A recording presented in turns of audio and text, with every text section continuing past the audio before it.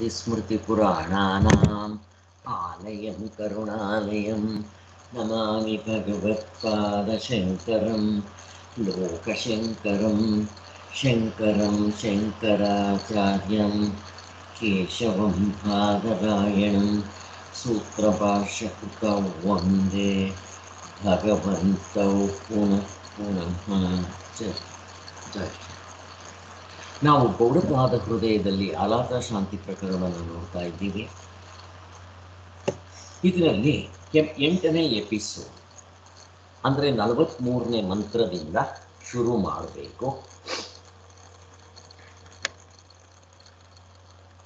ಹಿಂದೆ ಆಗಿದ್ದನ್ನು ಮೆಲ್ಕಾಕೊಂಡು ಹೋಗ್ಬೇಕಾದ್ರೆ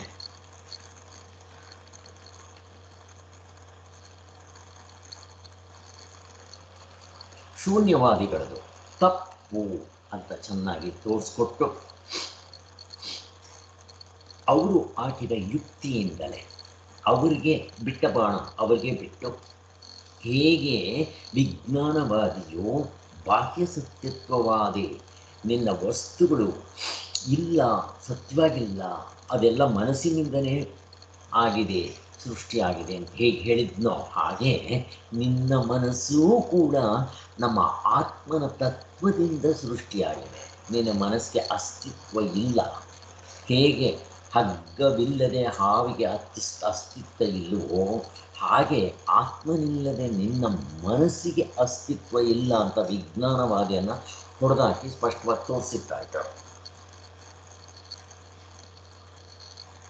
ಮತ್ತೆ ನಿಮ್ಮ ಸಿದ್ಧಾಂತದಲ್ಲಿಯೂ ಕೂಡ ಜನ್ಮ ಉಂಟು ಅಂತ ಹೇಳೋದಕ್ಕೆ ಕಾರಣ ಏನು ಅಂತ ಪ್ರಶ್ನೆ ಕೇಳಿದ್ರು.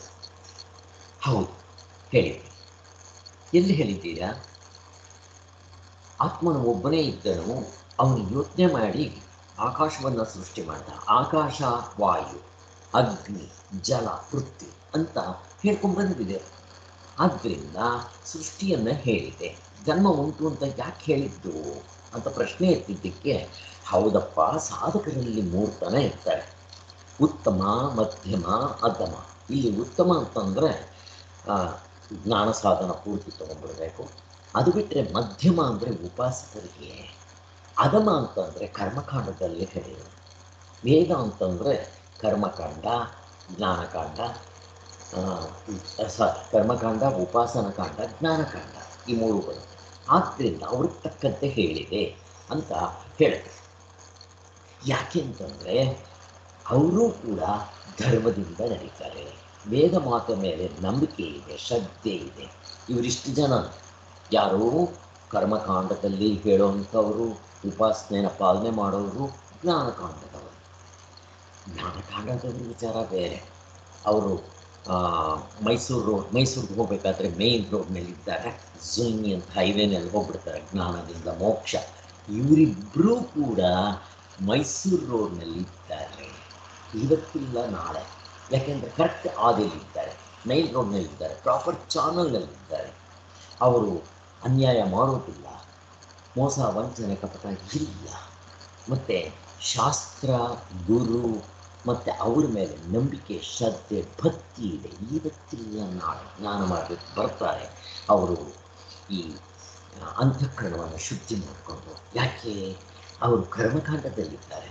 ಕರ್ಮಕಾಂಡದಲ್ಲಿ ಈಗ ಕಾಮ್ಯಕರ್ಮಗಳಿಂದ ಮಾಡಿದ್ರು ಒಂದಲ್ಲ ಒಂದು ದಿವಸ ನಿಷ್ಕಾಮ ಕರ್ಮಕ್ಕೆ ಬರ್ತಾರೆ. ನಿಷ್ಕಾಮ ಕರ್ಮಕ್ಕೆ ಬರೋಕ್ಕೆ ಮೊದಲು ಅವರು ನಿತ್ಯ ಕರ್ಮಗಳನ್ನ ಮಾಡ್ತಾರೆ. ನಿತ್ಯ ಕರ್ಮಗಳು ಅವುಗಳನ್ನ ಮಾಡಿ ಆಮೇಲೆ ಅವರು ಕರ್ಮಯೋಗಕ್ಕೆ ಬರ್ತಾರೆ. ಆದ್ದರಿಂದ ಒಂದಲ್ಲ ಒಂದು ದಿವಸ ಅಂತ ಹೇಳಿ, ಅದಕ್ಕೋಸ್ಕರ ಜನ್ಮವನ್ನು ಅವ್ರಿಗೋಸ್ಕರ ಇದೆ ಅಂತ ಹೇಳಿದ ತಕ್ಷಣ ಅದು ಸತ್ಯವಾಗಿ ಇದೆ ಅಂತ ವೇದ ಹೇಳ್ತಾ ಇದೆ ಅಂತ ಅರ್ಥ ಅಲ್ಲ. ಅದು ಹೀಗೆ ಅಧ್ಯಾರೋಪ ದೃಷ್ಟಿಯಿಂದ ಅವರವರ ಅಂತಸ್ತಿಗೆ ತಕ್ಕಂತೆ ಅಂತ ತೋರಿಸ್ಕೊಟ್ಟಿದ್ದಾಯಿತು. ಅಷ್ಟೆಲ್ಲ ಆದಮೇಲೆ, ಹಾಗಾದರೆ ಈ ಜ್ಞಾನವನ್ನು ಉಪದೇಶಿಸಿದ್ರಲ್ಲ, ಜ್ಞಾನಿಗಳು ತಪ್ಪು ಹೇಳಿದ್ರಲ್ವ ಅಂತ ಅವ್ರ ಮೇಲೆ ಒಂದು ಅಪವಾದನ ಹೊರಿಸಿದ್ರು. ಅಲ್ಲ ಅಂತ ತೆಗೆದುಹಾಕಿದ್ರು. ಅವರು ಮೋಸಗಾರರಲ್ವಾ ಅಂತ ಹೀಗೆಲ್ಲ ಕೇಳಿದ್ರು ಪ್ರಶ್ನೆ ಪೂರ್ವ ಪಕ್ಷಿ. ಅಲ್ಲ ಅಂತ ಹೇಳಿದ್ರು. ಆದ್ದರಿಂದ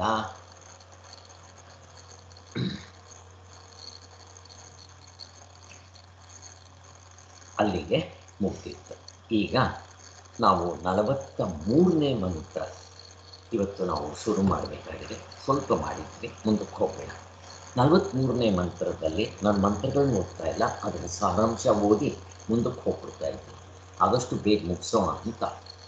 ವಸ್ತುವು ತೋರುತ್ತಿದೆ ಎಂಬ ಕಾರಣದಿಂದ ಅಜಾತಿಗೆ ಅಂಜಿ ಯಾರು ಅದನ್ನು ಬಿಟ್ಟಿರುವರೋ ಅವರಿಗೆ ಜನ್ಮವನ್ನು ಒಪ್ಪಿರುವ ದೋಷಗಳು ಸಿದ್ಧವಾಗುವುದಿಲ್ಲ.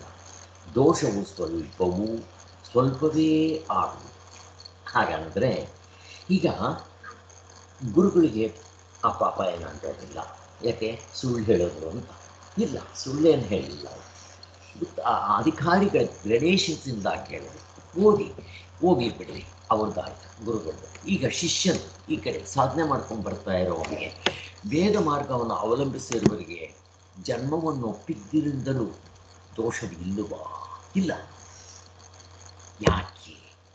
ಅದಕ್ಕೆ ಅವರ ಪ್ರಶ್ನೆ ಏನು ಅಂದರೆ, ಅವನು ಈ ವೈದಿಕರಾದ ಅಧಿಕಾರಿಗಳಿದ್ದಾರಲ್ಲ, ಯಾರೋ ಈ ಕರ್ಮಕಾಂಡ ಮತ್ತು ಉಪಾಸನಾ ಕಾಂಡದಲ್ಲಿ ಹೇಳಿರೋರು, ಅವರು ಜನ್ಮವನ್ನು ಉಪದೇಶ ಮಾಡಿದೆ. ಅವರಿಗೆ ಜನ್ಮ ಉಂಟು ಅಂತ ತಿಳ್ಕೊಡೋದ್ರಿಂದ ಅವ್ರಿಗೆ ಯಾವ ದೋಷನೂ ಆಗೋದಿಲ್ವಾ? ಆಗೋದಿಲ್ಲ ಅಂತಾರೆ. ಕಿಂಚಿತ್ ದೋಷ ಆಗುತ್ತೆ, ನೆಗ್ಲಿಜಿಬಲ್, ಆದರೆ ಅವ್ರಿಗೆ ಆಗೋ ಲಾಭ ನೋಡ್ರಿ ಅಂತಾರೆ. ಯಾಕೆ? ಅವರು ವೇದ ಮಾತೆ ತುಂಬ ಕರುಣಾಮಯಿ. ಅದಕ್ಕೆ ವೇದ ಮಾತೆ ಅಂತ, ನಾನು ಮಾತೆ ಅಂತಂದಿದ ತಕ್ಷಣ ಕರುಣೆ ಇರುತ್ತೆ, ಯಾರನ್ನೂ ಬಿಡೋದಿಲ್ಲ. ಒಂದಲ್ಲ ಒಂದು ದಿನ ಆ ಸ್ವೇಚ್ಛಾ ಪ್ರವೃತ್ತಿಯವನು ಕೂಡ ಈ ದಾರಿಗೆ ಬರ್ತಾನೆ. ಮಾಡಿ ಬೇಜಾರಾಗಿ ಇವಾಗ ಈ ವಾಲ್ಮೀಕಿ, ಅಂಗುಲಿ ಮಾಲ, ವೀರಪ್ಪ ಕೆಟ್ಟ ಕೆಲಸಗಳು ಮಾಡಿ ಜೈಲಿಗೆ ಹೋಗಿ ಆ ಗುಂಡುಗಳನ್ನ ತಿಂದು ಯಾರಿಗೆ ಬೇಕಿದ್ದು ನಾಯಿ ಪಾಡು ಅನ್ಸುತ್ತೆ. ಆದ್ದರಿಂದ ಮುಂದಿನ ಜನ್ಮದಲ್ಲಿ ಇಂಥ ಕೆಲಸ ಯಾಕೆ ಮಾಡಬೇಕು, ಈ ಜನ್ಮದಲ್ಲೇ ಅನಿಸಿರುತ್ತವರಿಗೆ, ಬಟ್ ಬಿಡಕ್ಕೆ ಬರೋಲ್ಲ. ಮುಕ್ಕಾಲು ದಾರಿ ಪೂರ್ತಿ ದಾರಿ ಬಂದ್ಬಿಟ್ಟಿದ್ದಾರೆ. ಈಗ ಚೇಂಜ್ ಮಾಡ್ಕೊಳ್ಳೋದು ಬರಲ್ಲ ಅಂತ ನನಗೆ ಏನೋ ಮಾಡ್ಕೊಳ್ತಾರೆ, ಏನಾದರೂ ಹಾಳಾಗೋಗ್ಲಿ ಅವರು. ಒಟ್ಟಲ್ಲಿ ಒಂದಲ್ಲ ಒಂದು ದಿವಸ ಅವರು ಈ ಒಳ್ಳೆ ಮಾರ್ಗಕ್ಕೆ ಬರ್ತಾರೆ. ಯಾರು? ಸ್ವೇಚ್ಛಾ ಪ್ರವೃತ್ತಿಯವರು. ಕೃಷ್ಣ ಭಗವಂತ ಭಗವದ್ಗೀತೆಯಲ್ಲಿ ಏನು ಹೇಳ್ತಾನೆ, ಎಷ್ಟೇ ಕೆಟ್ಟವನಾಗಿರಲಿ, ಇವಾಗ ಹೇಳಿದ್ನಲ್ಲ, ಅಂಥವರೂ ಕೂಡ ಮನಸ್ಸು ಮಾಡಿ ನನಗೆ ಬಂದರೆ, ಶರಣಾಗತರಾದರೆ ಉದ್ಧಾರ ಮಾಡಿಬಿಡ್ತೀನಿ, ಅವ್ರನ್ನೂ ಬಿಡೋದಿಲ್ಲ. ಬ್ರಹ್ಮಜ್ಞಾನಿಗೂ ಕರುಣಾಮಯಿಗೂ ನಾವು ಸಾಧನೆ ಮಾಡಬೇಕಾದ್ರೆ ನಮ್ಮಲ್ಲಿ ಈ ಕರುಣೆ ಅನ್ನೋದು ಜಾಸ್ತಿ ಆಗಬೇಕು. ಕ್ಷಮಾಗುಣ, ಕರುಣೆ, ಅಡ್ಜಸ್ಟಿಂಗ್ ನೇಚರ್, ಸತ್ವಗುಣ, ಬೆಣ್ಣೆ ಸ್ವಭಾವ ಇವಿರಬೇಕು. ಇವು ಇಲ್ಲದೇ ಇದ್ದರೆ ಮತ್ತೆ ಅದಕ್ಕೆ ಜಗಳಗಳು ಬರೋದು, ಡೈವರ್ಸ್ಗಳಾಗೋದು, ಗಂಡ ಹೆಂಡತಿ, ಅಕ್ಕಪಕ್ಕದವರು, ಅಣ್ಣ ತಮ್ಮಂದರು, ತಂದೆ ಮಕ್ಕಳು, ಎಲ್ಲಿ ನೋಡೋದು, ಕೋರ್ಟು, ಪೊಲೀಸ್ ಸ್ಟೇಷನ್, ಕಚೇರಿ, ಇರಲಿ, ಹೊರಗಡೆ ಬರೋದು ಬೇಡ. ಆದ್ದರಿಂದ ನಮ್ಮ ಮಾತೆ, ವೇದ ಮಾತೆ, ಕರುಣಾಮಾತೆ, ಅದಕ್ಕೋಸ್ಕರ ಒಂದು ಅವರು ಧರ್ಮಾಚರಣೆಗೆ ಸಾಧನವಾಗಿದೆ. ಅವರು ಧರ್ಮಾಚರಣೆ ಇಟ್ಕೊಂಡಿದ್ದಾರೆ. ನ್ಯಾಯ, ಧರ್ಮ, ನೀತಿ, ದೇವರು, ದಿಂಡ್ರು, ಒಳ್ಳೆ ಗುಣಗಳು, ಸಾಧನೆ ಇಂಥವೆಲ್ಲ ಇಟ್ಕೊಂಡಿದ್ದಾರೆ. ಆದ್ದರಿಂದ ಆದರೆ ಅವರು ಅಜಾತಿಗೆ ಅಂಜಿ, ಅವರು ಹುಟ್ಟದೇ ಇಲ್ಲ, ನಾವು ಇಲ್ದಂಗೆ ಆಗ್ಬಿಡ್ತೀವಿ ಅಂದರೆ ಅದಕ್ಕೆ ಅಂಜಿ ಅವ್ರು ಹೆದರ್ಕೊಳ್ತಾ ಇದ್ದಾರೆ. ಅದಕ್ಕೋಸ್ಕರ ಅವ್ರಿಗೆ ಈಗ ಹೌದು ಹುಟ್ಟಿದೀಯಾ ಅಂತ ಹೀಗೆ ತಗೊಂಬರೋದಕ್ಕೆ ಸ್ಟೆಪ್ ಬೈ ಸ್ಟೆಪ್ ಅಷ್ಟೇ. ಆದ್ದರಿಂದ ಅವ್ರಿಗೂ ಏನು ದೋಷ ಆಗೋದಿಲ್ಲ. ವೇದ ಪ್ರಮಾಣದಲ್ಲಿ ಶ್ರದ್ಧೆ ಇರುವುದರಿಂದಲೂ ವೇದೋಕ್ತವಾದ ಸನ್ಮಾರ್ಗವನ್ನು ಇರುವುದರಿಂದಲೂ ಜಾತಿ ಉಂಟೆಂದು ಅಂದರೆ ಅವರಿಗೆ ಈ ಪ್ರಪಂಚ ಹುಟ್ಟಿದೆ, ಹೀಗೆ ಅದು ಏನು ದೋಷ ಆಗೋದಿಲ್ಲ ಅಂತ ಹೇಳಿದ್ದಾರೆ. ಅವರು ಕೂಡ ಕಾರಣಾಂತರದಿಂದ ಮುಂದಕ್ಕೆ ಅವರ ಸಾಧನೆಗಳು ಮಾಡ್ತಾರೆ. ಏನು? ಕರ್ಮಯೋಗಕ್ಕೆ ಬರ್ತಾರೆ, ನಿತ್ಯ ಕರ್ಮಗಳನ್ನ ಮಾಡ್ತಾರೆ. ನಿತ್ಯ ಕರ್ಮಗಳನ್ನ ಮಾಡೋದ್ರಿಂದ ನಾವು ಮಾಡಿರೋ ಪಾಪ ಸೌದೋಗುತ್ತೆ. ಉಪವಾಸ ಮಾಡೋದ್ರಿಂದ ಪಾಪ ಸವಿಯುತ್ತೆ. ಕರ್ಮಯೋಗ ಮಾಡೋದ್ರಿಂದ ಎಲ್ಲದಕ್ಕೂ ಪಾಪ ಸವಿಯುತ್ತೆ ಅಂದರೆ ಚಿತ್ತಶುದ್ಧಿ ಆಗುತ್ತೆ. ಆದ್ದರಿಂದ ಚಿತ್ತಶುದ್ಧಿ, ಅಂತರ್ಮುಖತ್ವ ಇವುಗಳು ಬರುತ್ತೆ. ಯಾವಾಗ ಚಿತ್ತಶುದ್ಧಿ ಆಗುತ್ತೋ ಅಂತರ್ಮುಖತ್ವ ಬರಬೇಕು ಅಂತ ಹಿಂದೆ ಎಲ್ಲ ನಾವು ಹೇಳ್ತೀವಿ. ಇದು ಕ್ರಮಕ್ರಮವಾಗಿ ಅವ್ರಿಗಾಗಿ ಕ್ರಮಮುಕ್ತಿಯೇ ಆಗ್ಬಿಡುತ್ತೆ ಅಂತ ಹೇಳ್ತೀವಿ. ಕೊನೆಗಾದರೂ ಅವರು ಪರಮಾತ್ಮ ತತ್ವವನ್ನು ಮುಟ್ಟೇ ಮುಟ್ತಾರೆ, ಅವರಿಗೆ ಸದ್ಯೋಮುಕ್ತಿಯನ್ನು ಕೊಡುತ್ತಾರೆ ಅಂತ ಹೀಗೆಲ್ಲ ಹೇಳಿದ್ದಾಗಿದೆ. ಕ್ರಮಮುಕ್ತಿ ಇವೆಲ್ಲ ಹೇಳ್ಕೊಳ್ತಂತಿದೆ. ಆದ್ದರಿಂದ ಪರಮೇಶ್ವರ ಉಪಾಸನೆಯಿಂದ ಕ್ರಮಮುಕ್ತಿಯನ್ನು ಪಡಿತಾರೆ, ಉಪಾಸನೆ ಬ್ರಹ್ಮವನ್ನು ಸೇರ್ತಾರೆ. ಇನ್ನ ಉಳಿದ ನಾಸ್ತಿಕರು, ಇವಾಗ ಇಷ್ಟೊತ್ತು ಹೇಳಿದ್ದು ಆಸ್ತಿಕರು. ಆಸ್ತಿಕರು ಅಂತಂದ್ರೆ ದೇವರು, ಶಾಸ್ತ್ರ, ಅವ್ರ ಮೇಲೆ, ಗುರುಗಳ ಮೇಲೆ ನಂಬಿಕೆ, ಶ್ರದ್ಧೆ, ಭಕ್ತಿ ಇರೋರು, ಅವರು ಆಸ್ತಿಕರು. ಇನ್ನು ನಾಸ್ತಿಕರು ಅಂದ್ರೆ ಮಾಮ ಪ್ರಾಪ್ತಿಯೇವ ಕೌಂತೆಯ ತಥೋ ಯಾನ್ಯಧಂ ಗತಿಂ, ನನ್ನನ್ನು ಪಡೆಯದೇ ಅವರು ಅಧಮಗತಿಯನ್ನು ಪಡೆದುಕೊಳ್ತಾರೆ. ಯಾರು ನನ್ನನ್ನು ಈ ನಂಬಿಕೆ ಇವೆಲ್ಲ ಇರಲ್ವೋ, ನಾಸ್ತಿಕರಾಗಿರ್ತಾರೋ, ಅಧೋಗತಿ, ಕೆಳಕ್ಕೆ ಹೋಗ್ತಾರೆ ಅಂತ ಹೇಳ್ತಾ ಇರೋದು.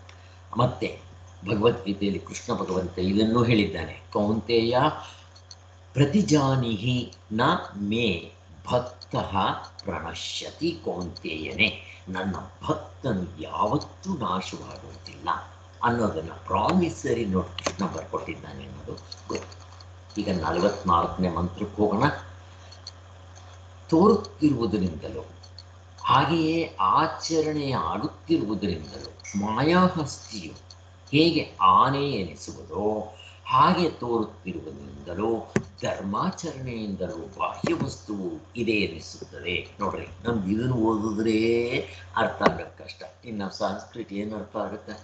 ಅದಕ್ಕೆ ಸ್ವಾಮಿಗಳು ಅಲ್ಲಿ ಈಸಿಯಾಗಿ ಅರ್ಥ ಆಗೋಂಗೆ ಹೇಳ್ತಾರೆ. ದ್ವೈತವು ನಿಜವಲ್ಲ ಅನ್ನೋದೇ ಪರಮಾರ್ಥ ಅಷ್ಟೇ. ಈ ದ್ವೈತ ಅಂದರೆ ಏನು? ದೃಶ್ಯ ಪ್ರಪಂಚ, ಅರ್ಥ ಡಸನ್ ಅವಸ್ಥೆಗಳು ಮುಖ್ಯವಾಗಿ, ಅದು ನಿಜ ಅಲ್ಲ, ಪಾರಮಾರ್ಥಿಕ ಅಲ್ಲ. ಅವನು ಮತ್ತೆ ಪ್ರಶ್ನೆ ಹೇಳ್ತಿದ್ದಾನೆ, ಇಷ್ಟೆಲ್ಲ ಹೇಳಿದ್ಮೇಲೆ, ಅಲ್ಲ ಸ್ವಾಮಿ, ಅದು ತೋರ್ತಾ ಇರೋದ್ರಿಂದ, ಧರ್ಮಾಚರಣೆ ಅದು ಸಾಧನ ಆಗಿರೋದ್ರಿಂದ ಹೊರಗೆ ಕಾಣಿಸ್ತವು ನಿಜವಾಗಿಯೂ ಇದೆ ಅಂತ ಯಾತಕ್ಕೆ ಇಟ್ಕೊಂಡ್ಬಿಡಬಾರದು ಅಂತ ಅವನು ಮತ್ತೆ ಪ್ರಶ್ನೆ. ಆಗೋದಿಲ್ಲ. ಯಾಕೆ ಅಂತಂದ್ರೆ ಆಚರಣೆಗೆ ಇರಲಿ, ಅದು ಉಪಯೋಗಕ್ಕೆ ಬರ್ತಾ ಇರಲಿ, ಅಷ್ಟರಿಂದ ನೀನು ಸತ್ಯವಾಗಿದೆ ಅಂತ ತಿಳ್ಕೊಳಕ್ ಬರಲ್ಲ. ಯಾಕೆ? ಮಾಯೆಯಿಂದ ನಿರ್ಮಾಣವಾದ ಆನೆ ಸ್ವಪ್ನದಲ್ಲಿ ಕಾಣುತ್ತೆ.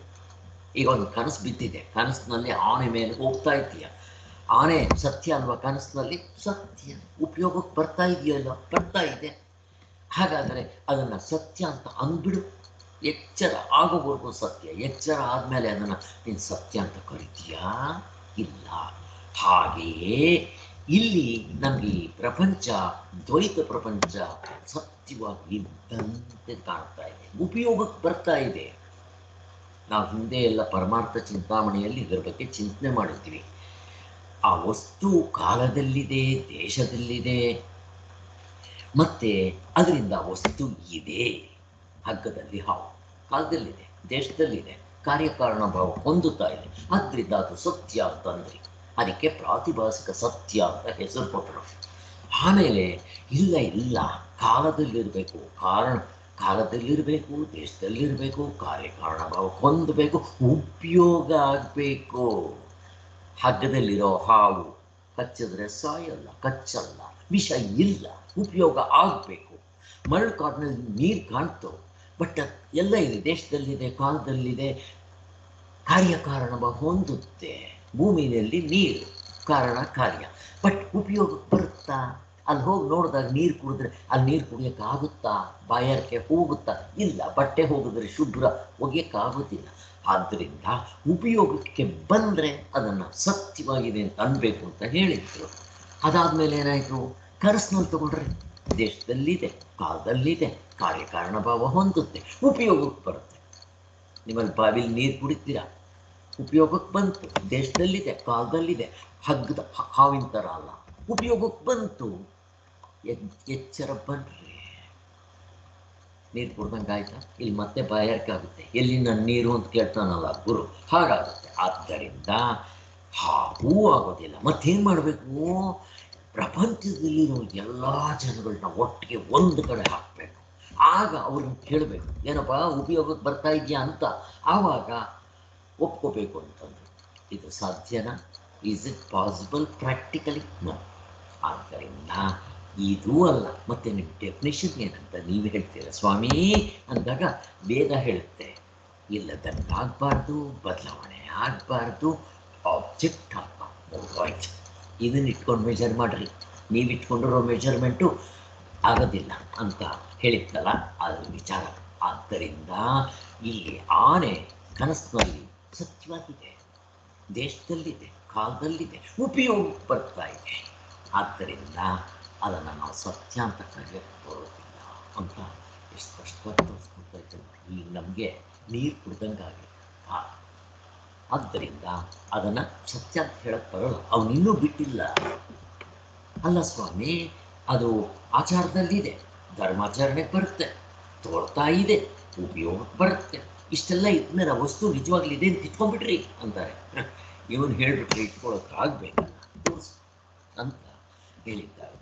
ಈಗ ದೃಷ್ಟಾಂತದಲ್ಲಿ ತೋರಿಕೆಯು ಆಚರಣೆಯು ಅಭಿನಿವೇಶ ಮಾತ್ರ. ಮತ್ತೆ ಇದು ಹೇಗೆ? ಮಾಯಾಹಸ್ತಿ, ಸ್ವಪ್ನದ ಆನೆ, ಇವುಗಳನ್ನ ಚೆನ್ನಾಗಿ ತೋರಿಸ್ಕೊಟ್ಟಿದ್ದಾರೆ. ಮಾಯಾಹಸ್ತಿ, ಮಾಯಾಹಸ್ತಿ ಅಂದರೆ ಈ ಪಂಚಪಾಂಡವರು ಮಾಯಾಗೃಹವನ್ನು ಸೃಷ್ಟಿ ಮಾಡಿದ್ರು. ಆಗ ಆ ಮನೆಯಲ್ಲಿ ಬಾಗಿಲಿದೆ ಅಂತ ಹೋಗ್ತಾರೆ, ಬಾಗಿಲಿಲ್ಲ. ಕಾಣುತ್ತೋ ಇಲ್ವೋ? ಕಾಣುತ್ತೆ. ನೀರಿದೆ ಅಂತ ಕಾಣುತ್ತೆ, ಅಲ್ಲಿ ಹೋದರೆ ನೀರಿಲ್ಲ. ಅವೆಲ್ಲ ನಮಗೆ ಗೊತ್ತಿದೆ. ಅದೇ ಥರ ಕನಸಿನಲ್ಲಿ ಸ್ವಪ್ನದ ಆನೆ ಈಗ ತಾನೇ ಹೇಳಿದ್ರು. ಇವೆರಡು ಎಕ್ಸಾಂಪಲ್ಸ್ ಕೊಟ್ಟು ಇವು ಯಾವುದು ಹೊಂದೋದಿಲ್ಲ. ದೃಷ್ಟಾಂತವಾಗಿ ಕೊಟ್ಟಿರುವಂತೆ ತೋರುವ ಆಚರಣೆ ಇದ್ದಂತೆ ಕಂಡ ಮಾತ್ರದಿಂದ ವಸ್ತು ನಿಜವಾಗಿದೆ ಅಂತ ಹೇಳೋಕ್ಕೆ ಬರೋಲ್ಲ ಅಂತ ತೋರಿಸ್ಕೊಟ್ರು. ಇದನ್ನು ಅಭೂತ ಅಭೂತ ಅಭಿನವೇಶ್ವಸ್ತಿ, ಇಲ್ಲದ್ದರ ಅಭಿನಿವೇಶ ವಿರುತ್ತದೆಯೇ ಹೊರತು ಅಲ್ಲಿ ದ್ವೈತ ಇರೋದಿಲ್ಲ. ದ್ವೈತ ಇರೋದಿಲ್ಲ, ಇದ್ದಂತೆ ಕಾಣುತ್ತೆ ಅಷ್ಟೇ ಅಂತ ಹೇಳ್ತಾ ಇದ್ದಾರೆ. ಇದನ್ನು ವೈದ್ಯಕೀಯ ಪ್ರಕರಣದಲ್ಲಿ ಸ್ವಪ್ನ, ಎಚ್ಚರ ಇವುಗಳನ್ನ ಚೆನ್ನಾಗಿ ಕೊಟ್ಟು ಗಂಧರ್ವ ನಗರದಂತೆ, ಮೆಜಿಷಿಯನ್ ಅಂತೆ, ಕನಸಿನಂತೆ ಅಂತ ಸ್ಪಷ್ಟವಾಗಿ ತೋರಿಸ್ಕೊಟ್ಟಿದ್ದಾರೆ ಅಂತ ಹೇಳ್ತಾ ಇದ್ದಾರೆ. ಇನ್ನು ವಾದಿಗಳ ಇಷ್ಟೆಲ್ಲ ಆಯ್ತಲ್ಲ, ಈ ವಾದಿಗಳ ವೈಮತದಿಂದ ಏನಾಯಿತು? ಆ ಜಾತಿವಾದವೇ ಕರೆಕ್ಟ್ ಅಂತ ಅನ್ನಿಸ್ತು. ಇನ್ನು ಅದರ ಉಪಸಂಹಾರ ಮಾಡ್ತಾ ಇದ್ದಾರೆ. ವಾದಿಗಳು ಯಾರಿಲ್ಲಿ? ಇಬ್ಬರು. ವೇದಗಳನ್ನ ಒಪ್ಪುವವರು, ವೇದಗಳನ್ನ ಒಪ್ಪದೇ ಇರೋರು. ವೇದಗಳನ್ನ ಒಪ್ಪುವವರು ದರ್ಶನಕಾರರು, ವೇದಗಳನ್ನ ಒಪ್ಪದೇ ಇರೋರು ಬುದ್ಧಿಸಮ್ನವರು, ಜೈನರು, ವೆಸ್ಟರ್ನ್ ಫಿಲಾಸಫರ್ಸು ಮತ್ತು ಬೇರೆ ಧರ್ಮದವರು. ಯಾರನ್ನ ತಗೊಳ್ಳಿ ಅಂತ ಹೇಳ್ತಾ ಇದ್ದಾರೆ. ಇದು 45ನೇ ಮಂತ್ರ. ಈಗ ಜಾತ್ಯಾಭಾಸ, ಛಲಾಭಾಸ ಹಾಗೂ ವಸ್ತು ವಸ್ತ್ವಾ ಆಭಾಸ ಆದರೂ ವಿಜ್ಞಾನವು, ವಿಜ್ಞಾನ ಅಂದರೆ ಇಲ್ಲಿ ಆತ್ಮನಿಗೆ ಹೇಳ್ತಾರೆ, ಅದು ಅಜವು, ಅಚಲವು, ವಸ್ತು ಅಲ್ಲ, ಹಾಗೂ ಶಾಂತವು, ಅದ್ವಯವು ಅಂತ ಆತ್ಮನಿಗೆ ಇಷ್ಟೆಲ್ಲ ಕೊಟ್ಟು ಹೇಳ್ತಾ ಇದ್ದಾರೆ. ಈಗ ಅಜಾದ್ವಯ ಆತ್ಮನಲ್ಲಿಯೇ ಜಾತ್ಯಾದಿಗಳು ವಿಕಲ್ಪಕವಾಗಿರುತ್ತೆ ಅಂತ ಪ್ರಶ್ನೆ. ತಿರ್ಗಾ ಅವನು ಪ್ರಶ್ನೆ ಬಿಡೋದಿಲ್ಲ. ಅವನು ಏನಂತ? ಅವಿವೇಕಿಗಳಿಗೆ ಉಂಟಾಗುವ ಜನ್ಮವೇ ಮುಂತಾದ ಅಸದ್ಬುದ್ಧಿಗಳು ಯಾವ ಪದಾರ್ಥ ವಸ್ತುವಿನ ವಿಷಯಕ್ಕೆ ಅಂತ ಉತ್ತರ ಹೇಳ್ತಾರೆ ನೋಡ್ರಿ.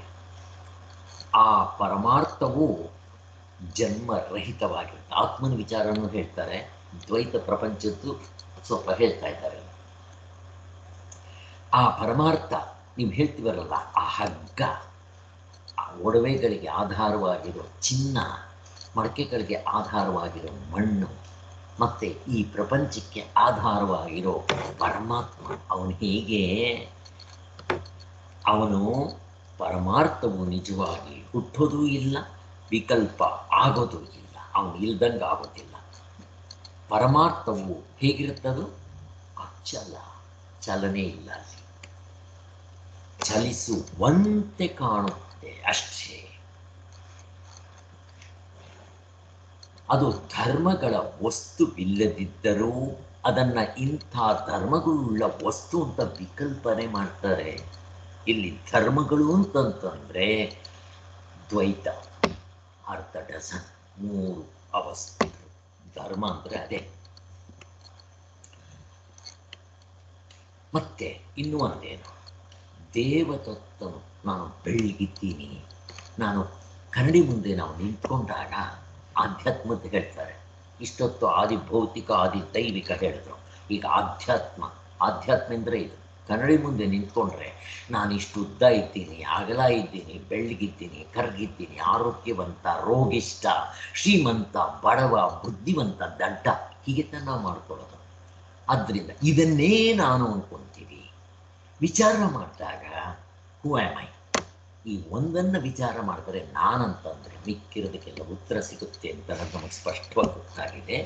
ಅದನ್ನು ಹೇಳ್ತಾ ಇದ್ದಾರೆ ಹಾಗೆ. ಆದ್ದರಿಂದ ಅಲ್ಲಿ ಎಕ್ಸಾಂಪಲ್ಗೆ ದೇವದತ್ತ ಅಂತ ಇಟ್ಕೊಳ್ತಾರೆ ಶಾಸ್ತ್ರದಲ್ಲಿ ಅಷ್ಟೇ.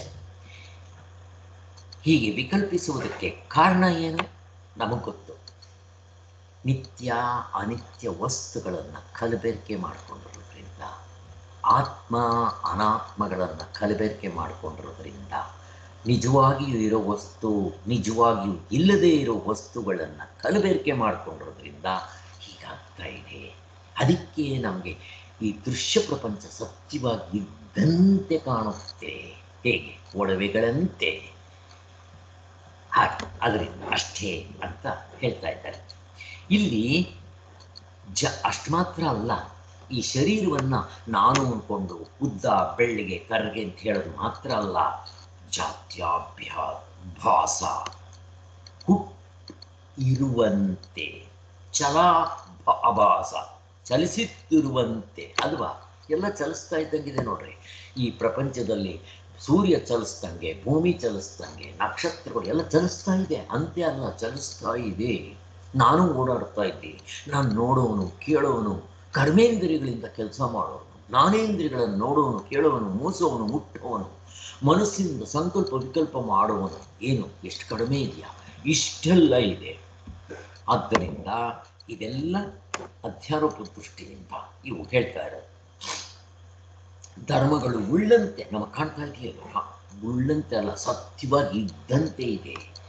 ಆದ್ದರಿಂದ ಇದಕ್ಕೆ ಇಷ್ಟೆಲ್ಲ ಚಲನೆ, ಜಾತ್ಯಾಭಾಸ, ಆಮೇಲೆ ಚಲಾಭಾಸ ಅಂದರೆ ಹುಟ್ಟು ಇರುವಂತೆ, ಚಲಿಸುತ್ತಿರುವಂತೆ, ಕ್ರಿಯೆ ಮಾಡ್ತಾ ಇದ್ದಂತೆ, ಕರ್ತೃತ್ವ, ಭೋಕ್ತೃತ್ವ, ಜ್ಞಾತೃತ್ವ, ಇವೆಲ್ಲ ಯಾತ್ರಿಂದ ಅವಿದ್ಯಾ ದೃಷ್ಟಿಯಿಂದ, ವ್ಯವಹಾರ ದೃಷ್ಟಿಯಲ್ಲಿ ಅವಿದ್ಯಾ ಕಲ್ಪಿತವಾಗಿರುತ್ತೆ ಅಂತ ಹೇಳ್ತಾ ಇದ್ದಾರೆ. ಸೊ ಇದರ ಹಿಂತಡಿಕೆ ಏನಿದೆ,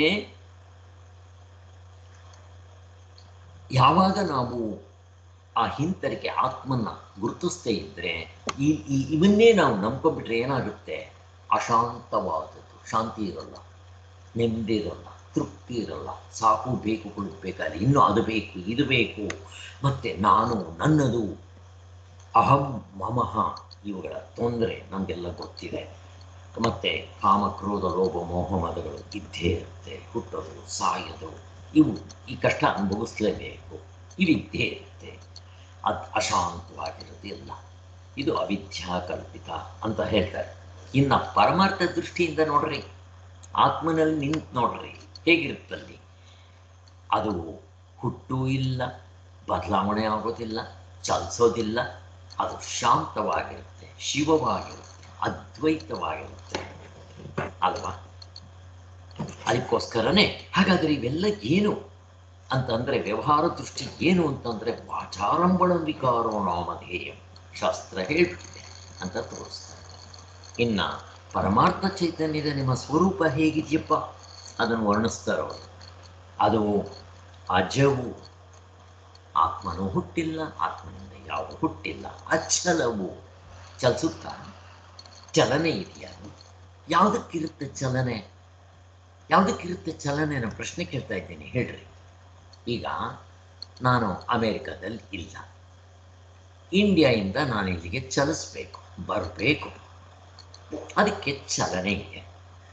ಆತ್ಮ ಅಲ್ಲಿದೆ, ಇಲ್ಲಿಲ್ಲ. ಏನ್ರಿ ಹೇಳಿ ಹೇಳಿ ಹೇಳಿ ಕೃಷ್ಣ. ಚೈತನ್ಯ ಸ್ವರೂಪ. ಅದರಿಂದ ಆತ್ಮ ಎಲ್ಲಿಲ್ಲ ಹೇಳ್ರಿ, ಕನಕದಾಸನ್ ನೆನೆಸ್ಕೊಳ್ರಿ, ಯಾರು ಇಲ್ಲದೆ ಕಡೆ ಬಾಳೆಹಣ್ಣು ತಿನ್ಕೊಂಬನ್ನಿ.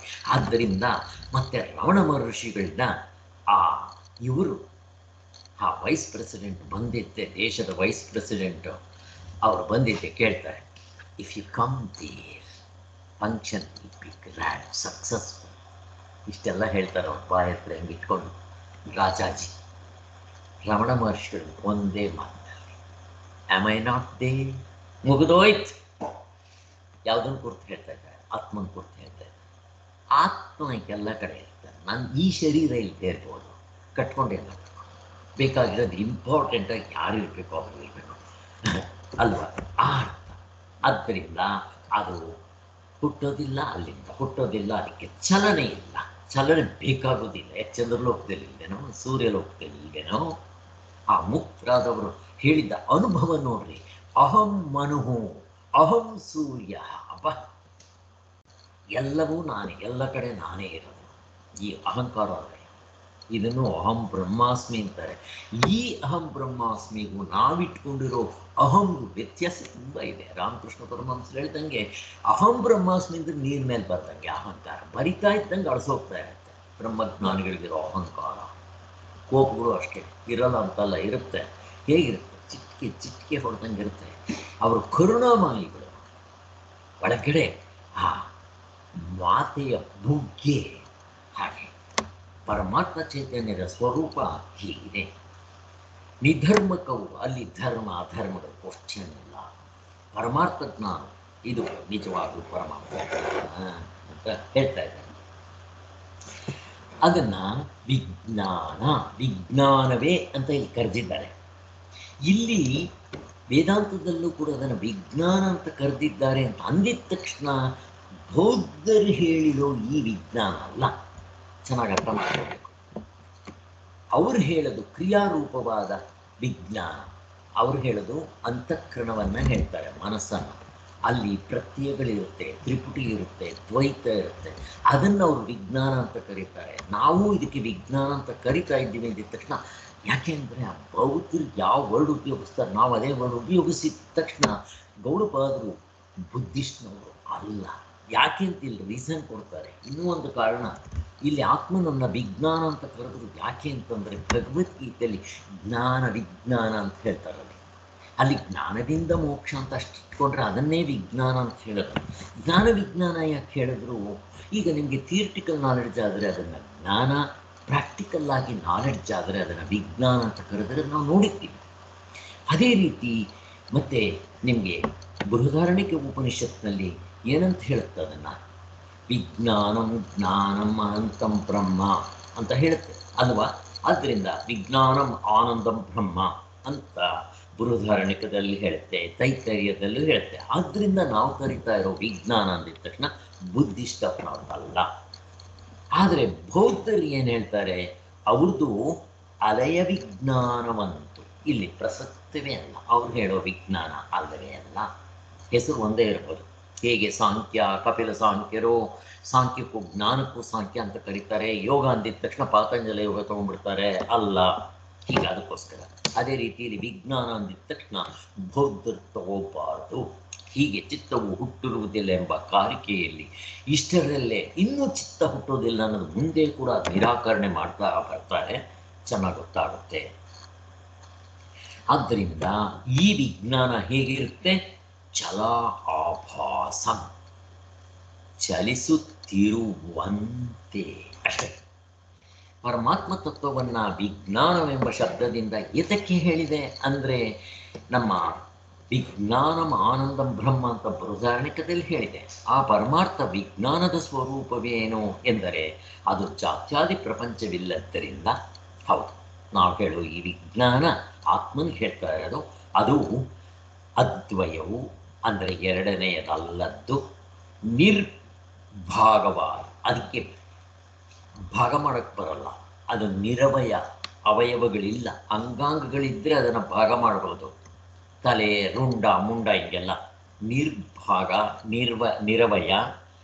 ಅದಕ್ಕೆ ಇದಕ್ಕೆ ವಿಜ್ಞಾನ ಘನ ಏವ, ಅರಿವಿನ ಗಟ್ಟಿ. ಒಡವೆಗಳನ್ನೆಲ್ಲ ಕರಗಿಸಿದ್ರೆ ಆ ಚಿನ್ನದ ಗಟ್ಟಿ ಅಂತೀವಲ್ಲ ಹಾಗೆ ಅರಿವಿನ ಗಟ್ಟಿ, ವಿಜ್ಞಾನದ ಗಟ್ಟಿ ನೋಡ್ರಿ. ಅರಿವು, ಅದಕ್ಕೆ ವಿಜ್ಞಾನ ಅಂತ ಕರೆಯೋದು. ನಿಷ್ಕಲಂ ನಿಷ್ಕ್ರಿಯಂ ಶಾಂತಂ, ಮುಗಿದೋಯ್ತು. ಅದು ನಿರ್ವಯವಾಗಿದೆ, ನಿಷ್ಕ್ರಿಯವಾಗಿದೆ, ಶಾಂತವಾಗಿದೆ. ಅದೆಂಥದ್ದು? ಏಕಮೇವ ಅದ್ವಿತೀಯಂ. ಇಷ್ಟೂ ಹೇಳಿದ್ದಾರೆ ನೋಡಿ ಚಾಂದಿಕ್ಯದಲ್ಲಿ. ಆದ್ದರಿಂದ ತನಗೆ ಎರಡನೇದಿಲ್ಲದ ಒಂದೇ ಅಂತ ಇಷ್ಟೆಲ್ಲ ಹೇಳಿದ್ದಾರೆ. ಇನ್ನು 46ನೇ ಮಂತ್ರದಲ್ಲಿ ಈಗ ಚಿತ್ತವು ಹುಟ್ಟಿರುವುದಿಲ್ಲ, ಹೀಗೆ ಧರ್ಮರುಗಳು ಅಜರೆನಿಸುವರು, ಹೀಗೆಂದು ಅರಿತುಕೊಳ್ಳುವಿಕೆ ವಿಪರೀತ ಜ್ಞಾನಕ್ಕೆ ಬೀಳದೇ ಇರುವುದು. ಅಂದರೆ ಈಗ ಚಿತ್ತವು ಚಿತ್ತದೃಶ್ಯಗಳು ಹುಟ್ಟುವುದಿಲ್ಲವೆಂಬ ಯುಕ್ತಿಯ ಉಪಸಂಹಾರ ಈ ಬುದ್ಧಿಸಂನವ್ರದ್ದು ಇದೆಯಲ್ಲ. ವಸ್ತುಗಳು ಇದೆ ಅಂತ ಅನ್ಬೇಕಾದ್ರೆ ಚಿತ್ತ ಇರಬೇಕು ಅಂತ ಅಲ್ಲಿವರೆಗೂ ಬರ್ತಾ ಇಲ್ಲ. ಇನ್ನು ಹಿಂದಕ್ಕೆ ಹೋಗೋದಿಲ್ಲ ಅವರು. ಯಾಕೆ? ಆತ್ಮನ್ ನಂಬಲ್ಲ, ಶೂನ್ಯ. ಆದ್ದರಿಂದ ಇವರದ್ದು ಹೊಂದಿಲ್ಲ ಅಂತ ಹೇಳಿ ಅದರ ಉಪಸಂಹಾರ ಎಂಡ್ ಮಾಡ್ತಾ ಇದ್ದಾರೆ ಅಂತ ಹೇಳ್ತಾ ಇದ್ದಾರೆ. ಆದ್ದರಿಂದ ಚಿತ್ತವು ಹುಟ್ಟುವುದಿಲ್ಲ. ಅವ್ರು ಹೇಳೋಕ್ಕೆ ಅಧಿಕಾರ ಇಲ್ಲ, ನಾವು ಹೇಳ್ತೀವಿ. ಯಾಕೆ? ನಮ್ಮ ಹಿಂದೆಗಡೆ ಆತ್ಮತತ್ವ ಇದೆ. ಆದ್ದರಿಂದ ಚಿತ್ತವು ಹುಟ್ಟೋದಿಲ್ಲ ಅಂತ ನಾವು ಹೇಳೋದು, ಅವರಲ್ಲ. ಇಟ್ಟುಕೊಂಡು ತೋರಿಸಿತ್ತಲ್ಲ, ಅದನ್ನು ಬಗೆ ಬಗೆಯ ದೃಷ್ಟಾಂತಗಳಿಂದ ಕೂಡ ತೋರಿಸಿದ್ರು. ಇನ್ನು ಮುಂದಕ್ಕೆ ದೃಷ್ಟಾಂತಗಳು ಹೇಳ್ತಾರೆ. ದೃಷ್ಟಾಂತ ಅಂದರೆ ಎಕ್ಸಾಂಪಲ್ಸ್. ಆದ್ದರಿಂದ ಆತ್ಮನು ಯಾವುದರಿಂದ ಹುಟ್ಟಲ್ಲ, ಆತ್ಮನಿಂದ ಯಾವುದು ಹುಟ್ಟುತ್ತಿಲ್ಲ ಅಂತ ಅಜಾತಿಯೇ ಪರಮಾರ್ಥ ಅನ್ನೋದನ್ನು ಸ್ಥಾಪಿಸವಾಗಿತ್ತು. ಅದನ್ನು ಉಪಸಂಹಾರ ಮಾಡೋದಕ್ಕೆ ಶ್ಲೋಕ ಬಂದಿದೆ ಅಂತ ಹೇಳಿ ಇಲ್ಲಿ ಇವಿಷ್ಟನ್ನು ಆಯಿತು. ಇಲ್ಲಿ ಧರ್ಮಗಳು ಅಂತ ಉಪಯೋಗಿಸ್ತಾರೆ. ಇಲ್ಲಿ ಧರ್ಮಗಳು ಅಂತಂದರೆ ಅನೇಕವು ಅಂತ. ಇಲ್ಲ, ಅನೇಕ ಅಂತ ಯಾಕೆ ಉಪಯೋಗಿಸಿದ್ರು ಅಂದರೆ ಅವಸ್ಥೆಗಳಲ್ಲಿ ಅರ್ಧ ಡಜನ್ ಇದೆ, ಅಷ್ಟು ಹೋಲ್ಸೇಲ್ ತೊಗೊಂಡ್ಬರ್ಬೇಕು, ಅದಕ್ಕೋಸ್ಕರ ಅಷ್ಟೇ, ಮತ್ತೇನಿಲ್ಲ. ಈಗ ಅಜಾತಿಯನ್ನು ಅರ್ಥದ್ದಕ್ಕೆ ಫಲ ಏನಪ್ಪ? ನಿನ್ನ ಆತ್ಮನ ಅರ್ಥಿದ್ದಕ್ಕೆ, ಅಥವಾ ಅಜಾತಿ ಆತ್ಮನು ಹುಟ್ಟೋದಿಲ್ಲ, ಆತ್ಮನಿಂದ ಏನು ಹುಟ್ಟೋಲ್ಲ, ಆ ಅನುಭವ ಬಂದಿದ್ದಕ್ಕೆ ನಿನಗೆ ಲಾಭ ಏನು ಅಂತ. ಮೋಕ್ಷವೇ, ಹುಟ್ಟು ಸಾವುಗಳಿಂದ ತಪ್ಪಿಸ್ಕೊಳ್ಳೋದು, ಆನಂದ ಸ್ವರೂಪ, ಮಿಗಿಲಿಲ್ಲದ ಆನಂದ. ಆ ಆನಂದ ಪ್ರಪಂಚದಲ್ಲಿರೋರೆಲ್ಲ ಅನುಭವಿಸಿದ್ರು ಇವನಿಂದಲೇ ಆ ಒಂದು ತೊಟ್ಟು ಅನುಭವಿಸೋದಂತೆ. ಅಷ್ಟು ಅಂತ ಎಲ್ಲ ಹೇಳಿದ್ದಾರೆ ನೋಡಿ. ಇಲ್ಲಿ ಹೇಳ್ತಾರೆ ಶಾಸ್ತ್ರದಲ್ಲಿ ಯಾವ ಥರ ಹೇಳ್ತಾರೆ ನೋಡ. ಜನ್ಮವಿಲ್ಲದ, ಚಲನೆ ಇಲ್ಲದ, ಧರ್ಮಗಳಿಲ್ಲದ, ಶಾಂತವೂ ಅದ್ವಯವೂ ಆಗಿರುವ ವಿಜ್ಞಾನವೇ ಅಂತ ಅನುಭವದಿಂದ ಅರ್ಕೋಬೇಕು. ಬರೀ ಜ್ಞಾನದಿಂದ, ಬುಕ್ಕಿಶ್ ನಾಲೆಡ್ಜ್ ಅಲ್ಲ.